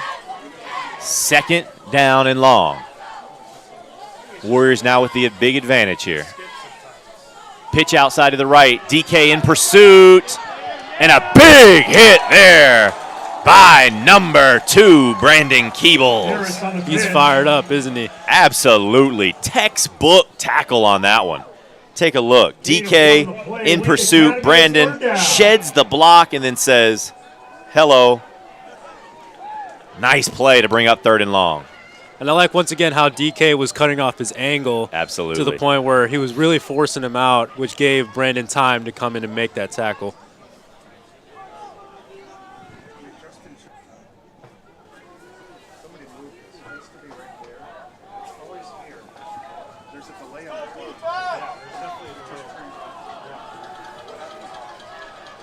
Third and long.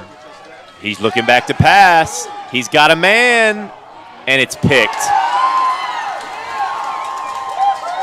Gino Spinelli still on his feet, ducks under, and gets driven out of bounds. Intercepted by the Warriors. That's exactly what we needed. Warrior defense, about 7 minutes come off the clock, and no points for Sandwich. Big play for the Warriors. Just like you mentioned, it was a gutsy call, right? And, 2nd down, it might have been worth it, but at the same time, right, you really can't take for granted our defensive backs. No, turnovers are killer, especially in a time possession game where it's almost the 4th quarter. The pass wasn't great. It never really had a chance.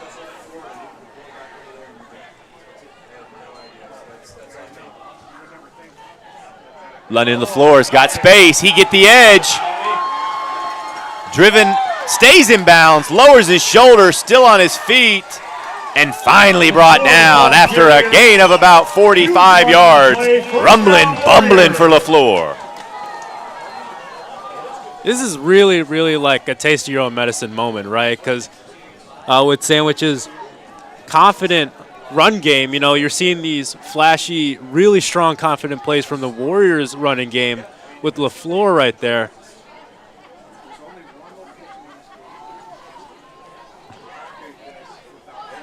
Yeah, LaFleur got a chance to show the speed. He's got physicality, but had a chance to show the speed there.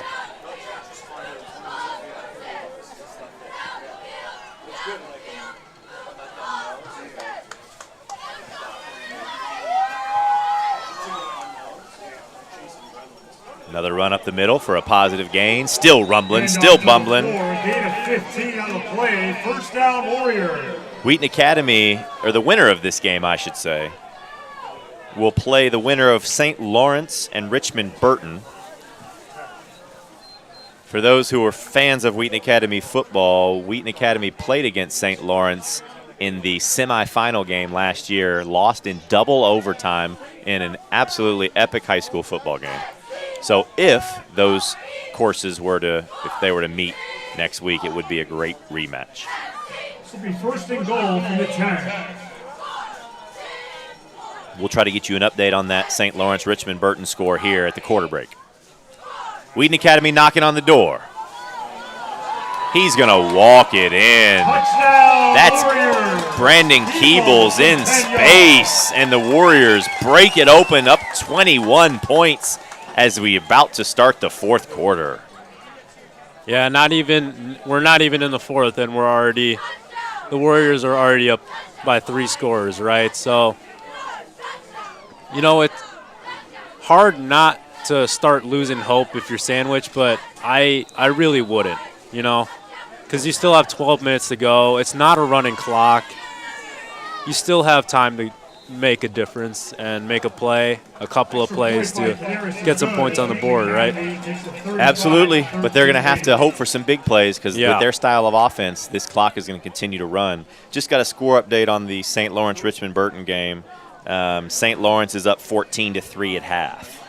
So St. Lawrence in control of that one, Warriors in control of this one. We'll see. If St. Lawrence does win, Wheaton Academy would go and play at St. Lawrence. If Richmond Burton were to win, then we would be able to host here.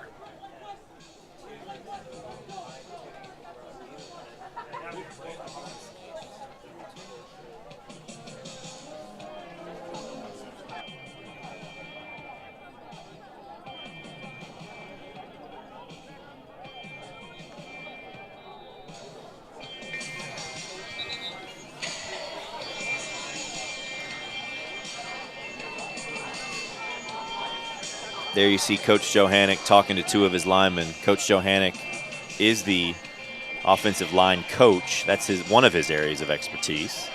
There he was just giving some pointers to his guys.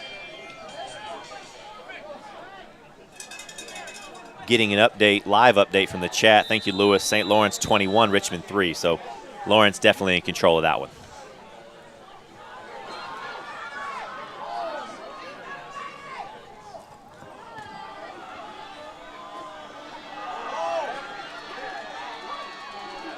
Really surprised that this play hasn't been blown dead yet.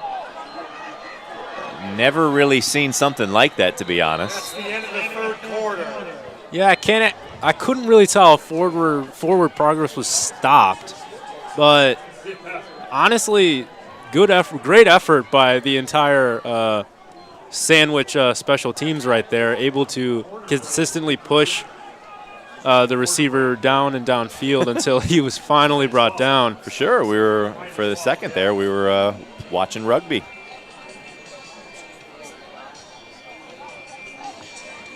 So that's going to be the end of the third quarter.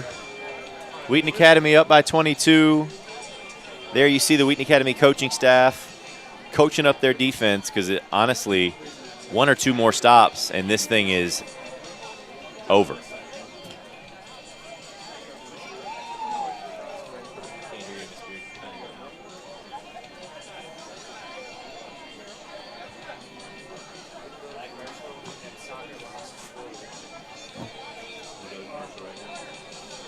We're going to take a quick commercial break. Don't go anywhere. We got one more quarter of football left to play.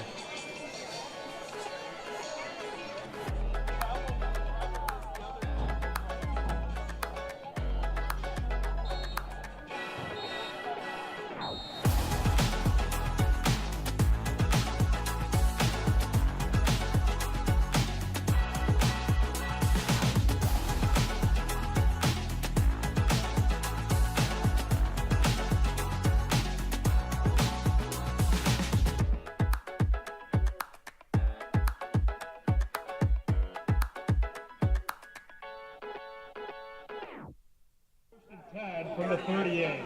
And we're back to kick off the fourth quarter. Love seeing that footage, Jakin, of the new building in action. New commons, new classrooms, common spaces. Just really incredible.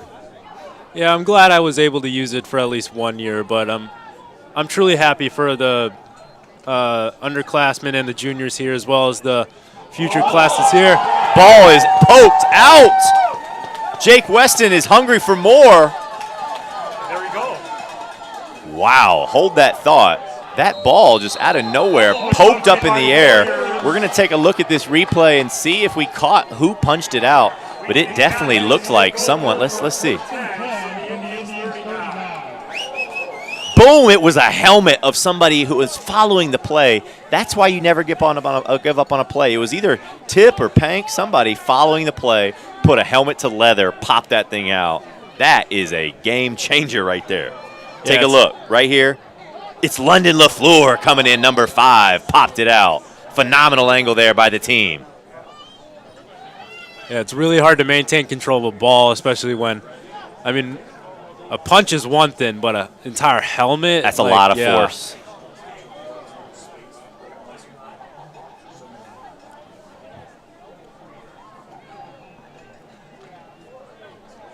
We talked about turnovers. That was Sandwich's 3rd. Really hard to win when you turn the ball over 3 times. Even more surprising when it's the run game, you know, their stronger suit. Yes. Speaking of the run game, Logan Oros. Let's give you a heavy dose of that. Oros, the ball carrier. Gain of 5. Big number 62 for Sandwich, Tate Frieders. Watch him come in at the very end and get a little action on that.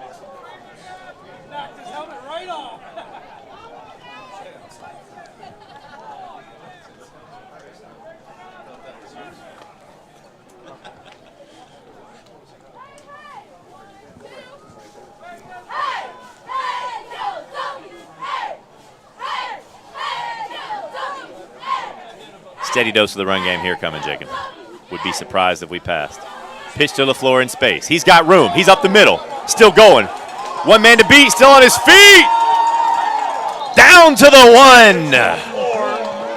1. London LaFleur picking up chunk play after chunk play. And the Warriors knocking on the door.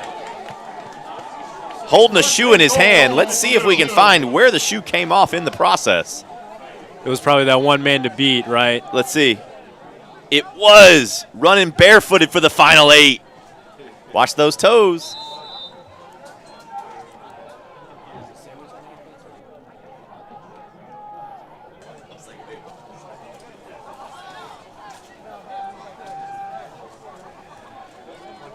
Wheaton Academy establishing their dominance in the second half.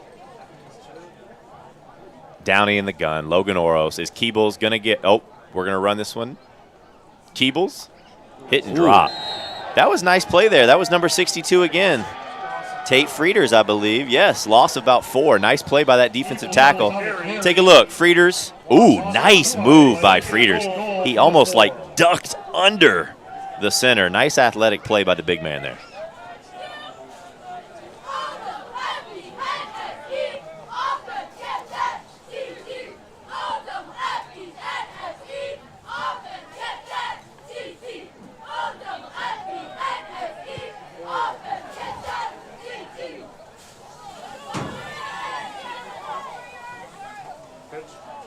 Pitch to LaFleur.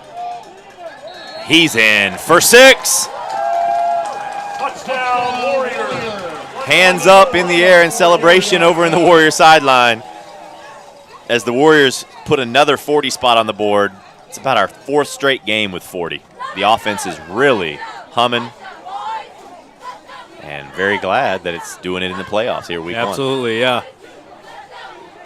I'm glad that they're starting off this postseason with good momentum in this game. And hopefully, if it does come down to St. Lawrence at their home field, hopefully that momentum doesn't die off and we can put up a good fight there.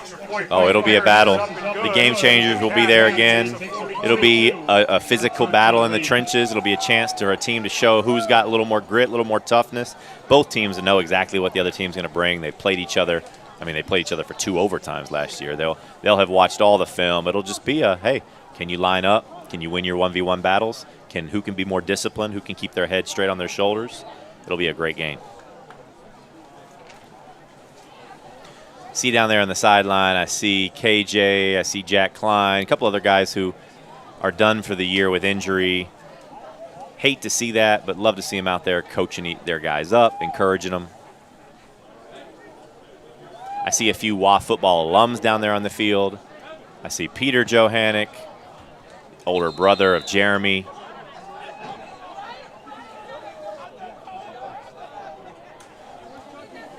That guy is a beast. Let's say it on the mic. That guy is a beast. Deserves to be said.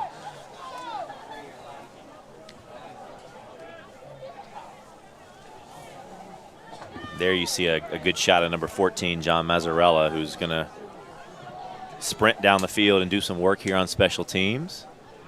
He's lined up next to Jack Roth.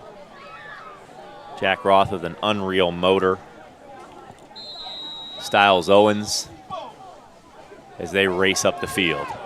Jack Roth is about to make a big hit. Boom. Called it. That was Roth, number 11, as well as number, is that 81 or 61? Can't tell. I want to give that player a shout out.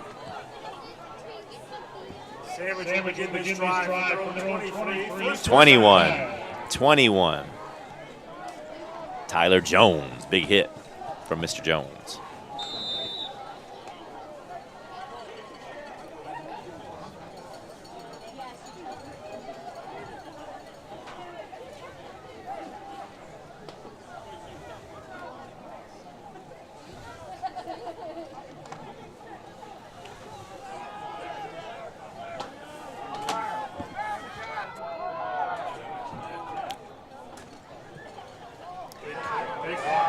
Big run by number 20, but he's brought down.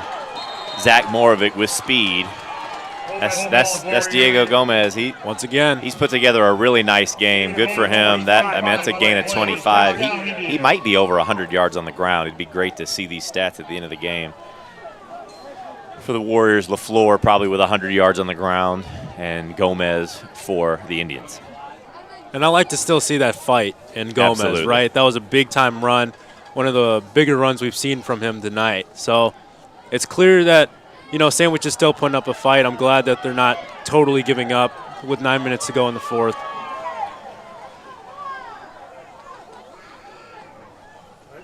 Run up the middle, hit and dropped immediately. I mean, we've been up here for 2 hours, and it is still kind of tricky to follow the ball sometimes. And with all that false motion, all the fake handoffs, the different opportunities, the Warrior defense, though, has figured it out.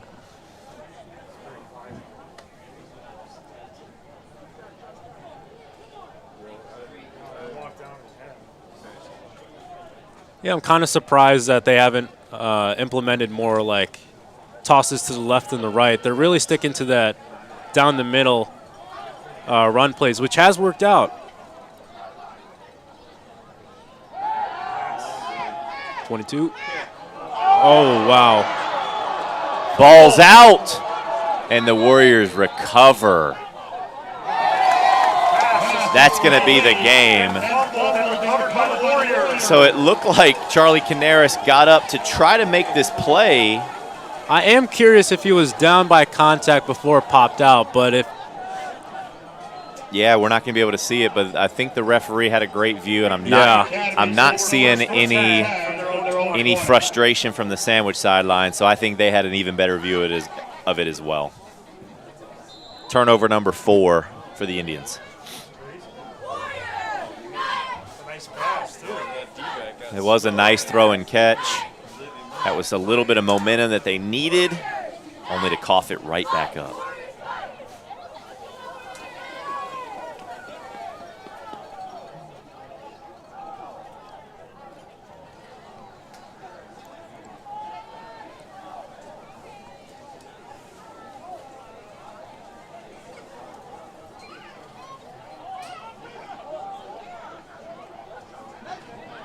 That handoff to number 21, Tyler Jones, I believe.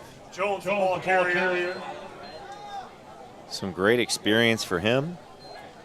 Gain of 3 on the play. One of our juniors who has been able to contribute in certain spots this year. We saw him just make that excellent special teams tackle. Now he's getting a little bit of love on the offensive side here as the clock ticks under 8 minutes. Good for him. And he's one of those players like Logan Oros who's going to have to step up next season. So it's once again good to see him getting some playoff experience on both sides of the ball right now. Absolutely. Yeah, I mean, this is run city for the Warriors here to just get out of here. So let's just see. Let's give a chance to get some guys some opportunities. Jones up the middle. Hit and dropped, but another positive gain. Picks up maybe 2 or 3. Jones, ball carrier. Gain of 4 on the play. 3rd and 3. Colinati, Zabaya leading the way, Johanik, Hezi Garcia, big number 78, Wesley Hansen. Those guys have been putting in some work tonight, creating running lanes for our skill players. Jackson Fromm on the right side.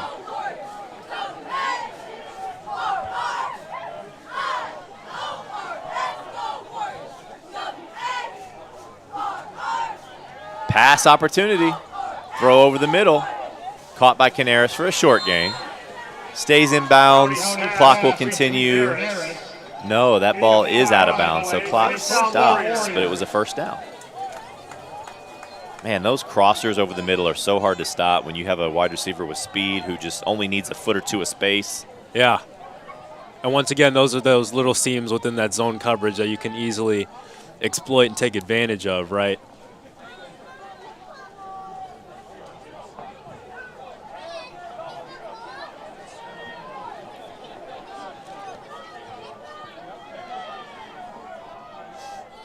Downey in the gun. Handoff Jones. Hit and drop pretty quickly. Warriors in no hurry here. Jones on the carry. Gain of 6.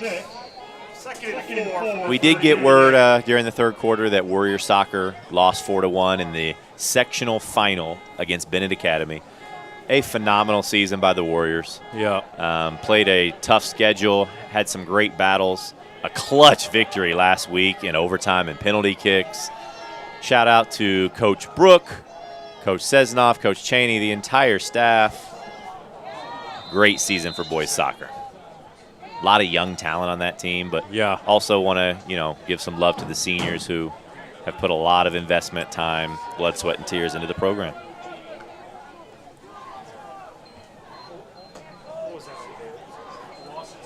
Our cross-country teams look to qualify for state as they run tomorrow. Both boys and girls teams running. Saw them out there on the track today, even in the cold weather. I still don't understand what it's like to want to run for fun, but I do know that some people are built that way.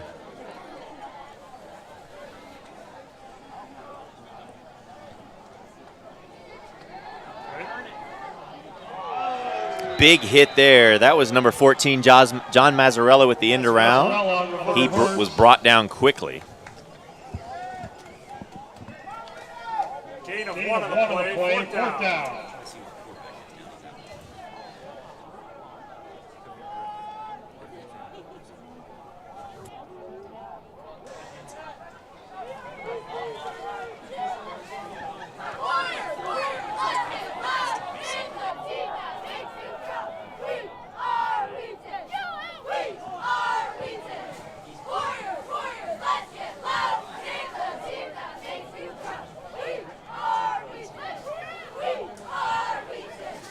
Looks like the coaching staff's letting Nathan Downey take a break.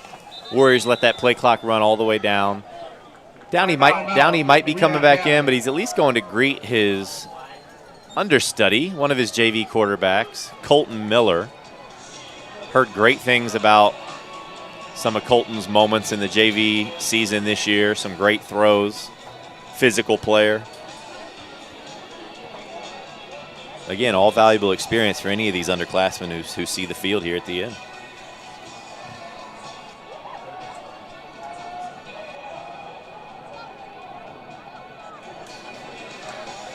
See, you were recapping all those sports that are happening right now, but being the basketball coach, are you looking forward to this upcoming season? I really am. We've been putting in a lot of work. We've got a really tough schedule. Looking forward to that Warrior Dome being packed on Thanksgiving weekend, opening the tournament. Just ready to get in. I just love practicing, love connecting with the players, love competing. We got a good group of guys, a balance of seniors, young guys. Trying to compete for a conference championship is always the goal going into a season, and just want guys to stay healthy and battle every single day and hopefully show that we're playing for each other and that our program's a little different than some of the others in the state. I imagine that keeping healthy is a lot of conditioning, right? We do some running, some lifting, some stretching, some Pilates, some plyos. Got to take care of your body, mind, and spirit. Warriors punt that one away. Sandwich going to have to take some risks here. Again, this game's well in control. I have a couple football guys who are also basketball, so I want the football team to continue winning, don't get me wrong. But last year it was kind of a weird thing, the first time in my tenure here where once the basketball season started, football was still going. So missed out on a few guys. Trying to think last year, Ben DeHaan was a football guy, Charlie Canaris, Jake Weston. We had some football guys who, had to come out about a week or two into the season.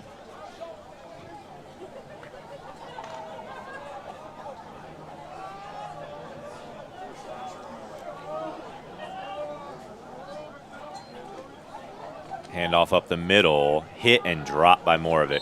I mean, you have to be fundamentally sound. I mean, nice job here. Watch this replay. Moravec staying home. Just on the outside of your screen, but you see him with a nice fundamentally sound tackle there.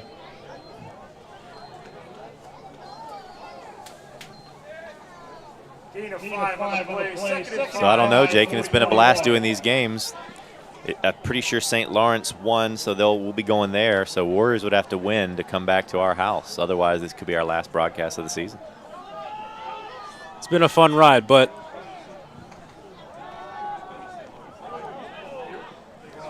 I mean, last year. Hold that thought. Yep. Diego Gomez, he's got speed. That's going to be a touchdown. He's been a star for Sandwich Indians tonight. Yeah, probably the star. And that was a nice way for him to cap off his – I'm not sure if he is a senior. You can take a look at this roster here. He is. So that might be one of his last runs of his high school career. Shout out Diego Gomez, worthy opponent tonight. Made us pay on quite a few plays. And because of the situation, you have to go for two, right? Yeah, you do. Yeah. Might as well. Might as well. Makes no sense to kick the extra point.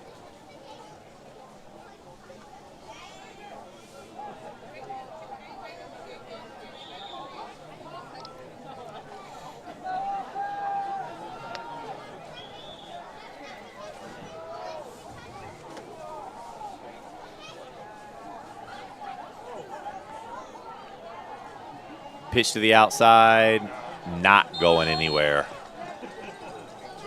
Warriors are about, 3 minutes, 30-second play clock, 30 or 40-second, about 2 first downs from securing victory here. So yeah,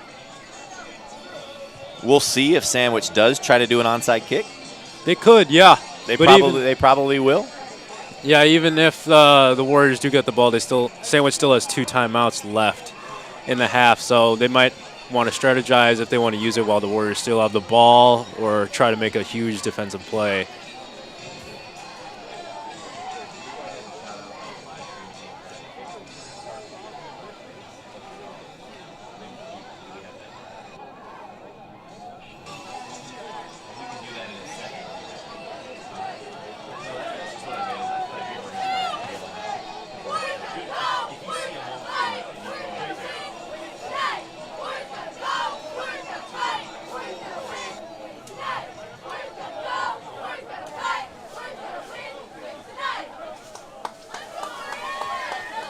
There you saw the cheerleaders on the screen.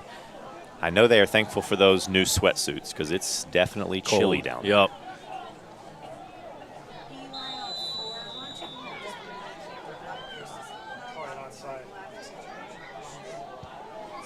Onside kick. We field it, and we are going to take it to the house.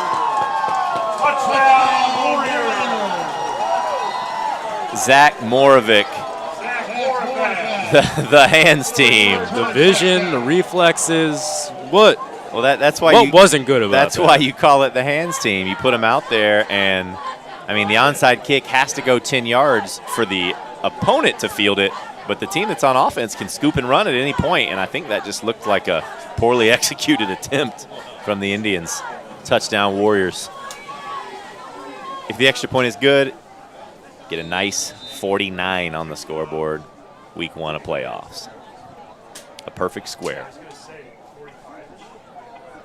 See you getting that math knowledge into that? Had to sneak that in there a little bit.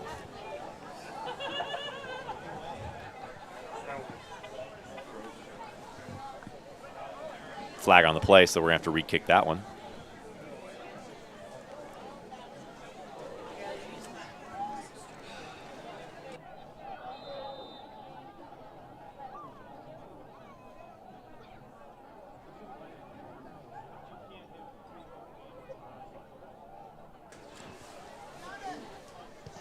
Kick is up, it's blocked. So it's going to stick at 48. 2:51 remaining in the fourth quarter. Wheaton Academy 48. We want to go ahead before some of you tune out to give a shout out to our production crew. On camera, we got Caitlin, Eli, another Eli, Mark. We've already know who your commentators are. Technical director tonight, Skylar Piercy. Producer Rachel Burek and Skylar Piercy. Want to give a shout out to Rod Piercy watching in Fort Lauderdale, the father of Skylar Piercy. We are very thankful to have him here at Wheaton Academy in his first year. Appreciate you and your family. We've been complaining, Jakin, about the temperature here in this booth. You've got to give some love, those at home. If you know of anybody who's on camera, up on top, the wind hitting their face, it's pretty chilly out here. I hear people saying they cannot feel their hands, they can't feel their face. We can still feel the atmosphere, though. Boom! Pooch kick. And the Warriors recover. Kick is recovered by the Warriors. That was a perfectly executed pooch kick by Charlie Canaris. I mean, it's almost like an impromptu onside kick. If you put it over 10 yards and the other team can't get on it in time, nice job. I mean, hustling all the way through the whistle. Like, this game is over, but hustling through the whistle. Nice job by Warrior Special Teams.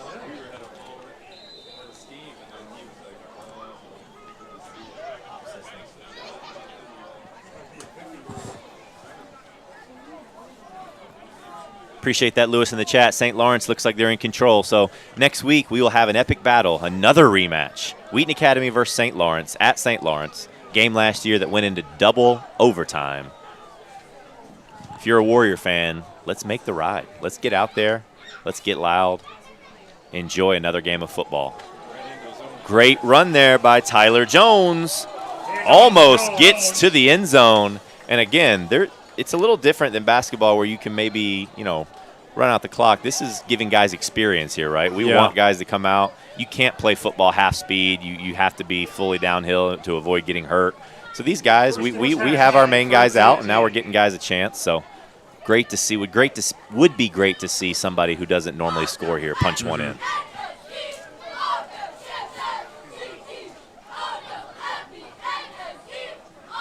That is 26, Colton Miller under center. Hands it to Tyler Jones, who's got an opening, and he's going to get into the end zone for a touchdown. Sophomore Colton Miller hands to junior Tyler Jones, and the Warriors put a 50 ball on the scoreboard. Once again, these up-and-coming leaders of the Warrior football team for next year. Once again, as you said, seeing players who wouldn't normally get a chance to score in a playoff game are getting these kind of chances on the field. So really happy to see that, and happy to see that the skills of our underclassmen and our up-and-coming seniors are pretty foundational and pretty strong. Absolutely. It's going to be great vibes in the Warrior locker room after the game. But I can guarantee you the coaching staff will be watching film of St. Lawrence tonight right after the game. We are a global enterprise, Jake, and we got people watching from Bermuda. We got people watching from Cuba. I can only imagine what the weather's like down there right now. Well, I must admit I'm headed to Destin, Fort Lauderdale tomorrow on a red eye, so I'll let you know. Send you a selfie from the sand.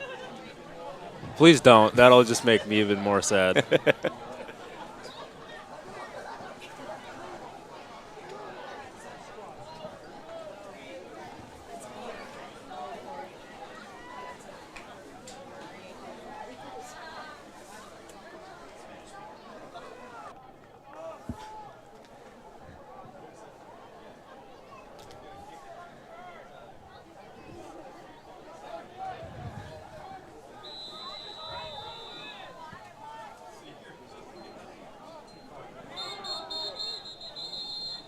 Warriors kick is fielded by Sandwich, and they're going to take over.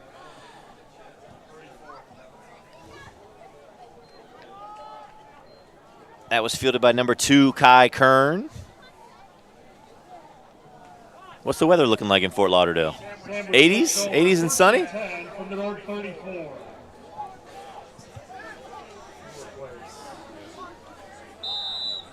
Man.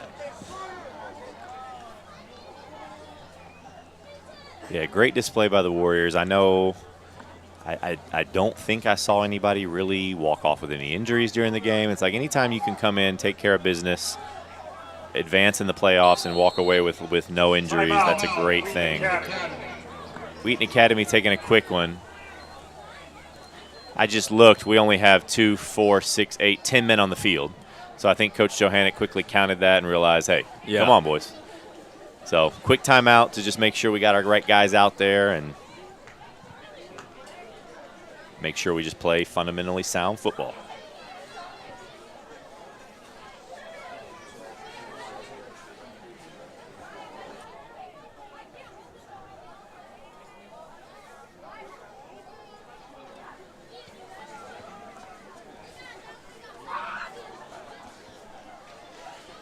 And if you are new here or a recurring viewer of our Wheaton Academy live streams, if you will, please give us a subscribe to our YouTube channel so that you can stay tuned on our future upcoming live stream events, whether that be fine arts events or even the upcoming basketball games that Mr. Daniel Smith will coach. Yeah, it's never a boring day on the campus of Wheaton Academy. You ever show up, there's cars, there's action. You might see a 6-year-old lacrosse game. You might see a group of 30-year-olds like myself, 40-year-olds playing pickleball in the field house. You never know what you'll see at Wheaton Academy on any given day. Has that actually happened? Have you guys played pickleball? We do play some pickleball up in the field house. Yeah, Miss Holtrop. Gain of 4 on the play, 2nd and 6 from the 38. You got to get out that stress somehow that you students give us every day in the classroom. Okay. Touche. 2-minute warning. Then what do us students do? All the stress that you give us, all our assignments, all of our quizzes, tests. What about that? I know. I try to tell my students, you might feel extremely stressed right now, but just wait. Only get worse.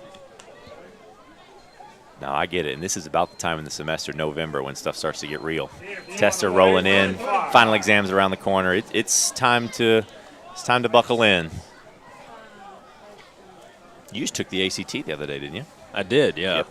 So we got tests going on. We got college applications going on for seniors. I just wrote a few rec letters. It's early deadline, right? Early action, yeah, ended today. Yep. So things are moving. I know senior year is busy. Run up the middle, and he's got space. Is that Gomez? Again, number 20, Diego Gomez picks up about 30.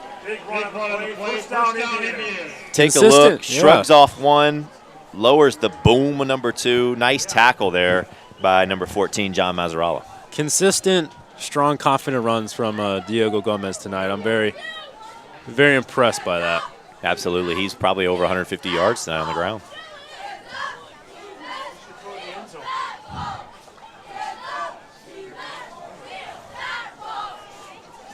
Clock now under 40 seconds. This might be the last play of the game, Jake in here.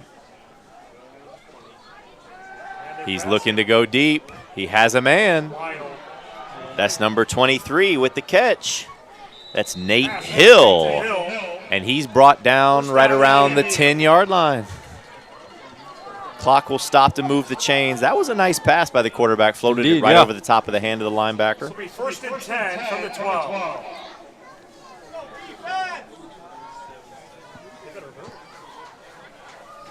Not taking a timeout here, so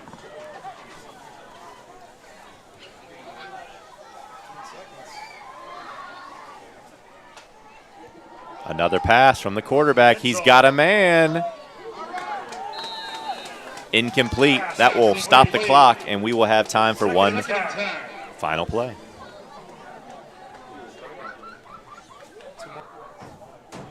Yeah, not a bad throw. Defender was right there, but it was some contact. I like the no call. This late in the game, you know.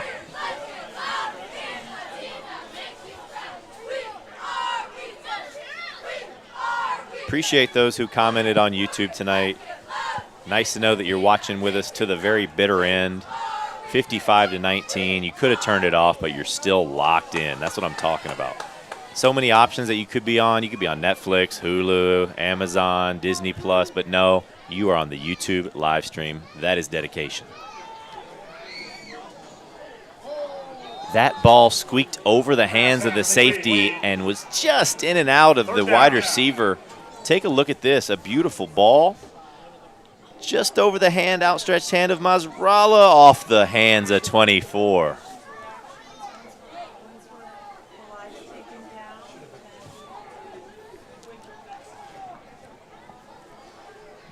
And, you know, that might be kind of a byproduct of, you know, you are such a heavy run game team that maybe you don't practice enough. Absolutely. That might have been number 24. I mean, that was the only ball that came his way all night, right? Yeah. Small sample size. There's a run, final play, and he's not going to bring it in. And the Wheaton Academy Warriors will take the final score, 55-19. A very engaging first half led to then an explosion for Wheaton Academy in the second half. It was an absolute pleasure being up here in the booth with you. Any final thoughts before we kind of close up shop here as the teams congratulate one another at midfield? You know, if this truly is our last home game, I'm hoping not. St. Lawrence looks like they're taking the lead against Richmond or Richmond Burton. Sorry. But that will be an away game. But hopefully, you know, if we get the win, we'll be back here for round 3. But even if that doesn't happen, I'm hoping not. But if it doesn't, this was a great, engaging game for both of us, for the audience here and online. And I'm happy how it panned out. Absolutely. And just for those at home, just so you know, my co-host up here, Jake, created a little program on Python where we could type in any player's number at any moment and get their name at the drop of a hat. We don't do anything halfway up here. We are technically sound. Love the team up here. Nice work, everybody upstairs, and hopefully we'll be back for more. But if not, go Warriors.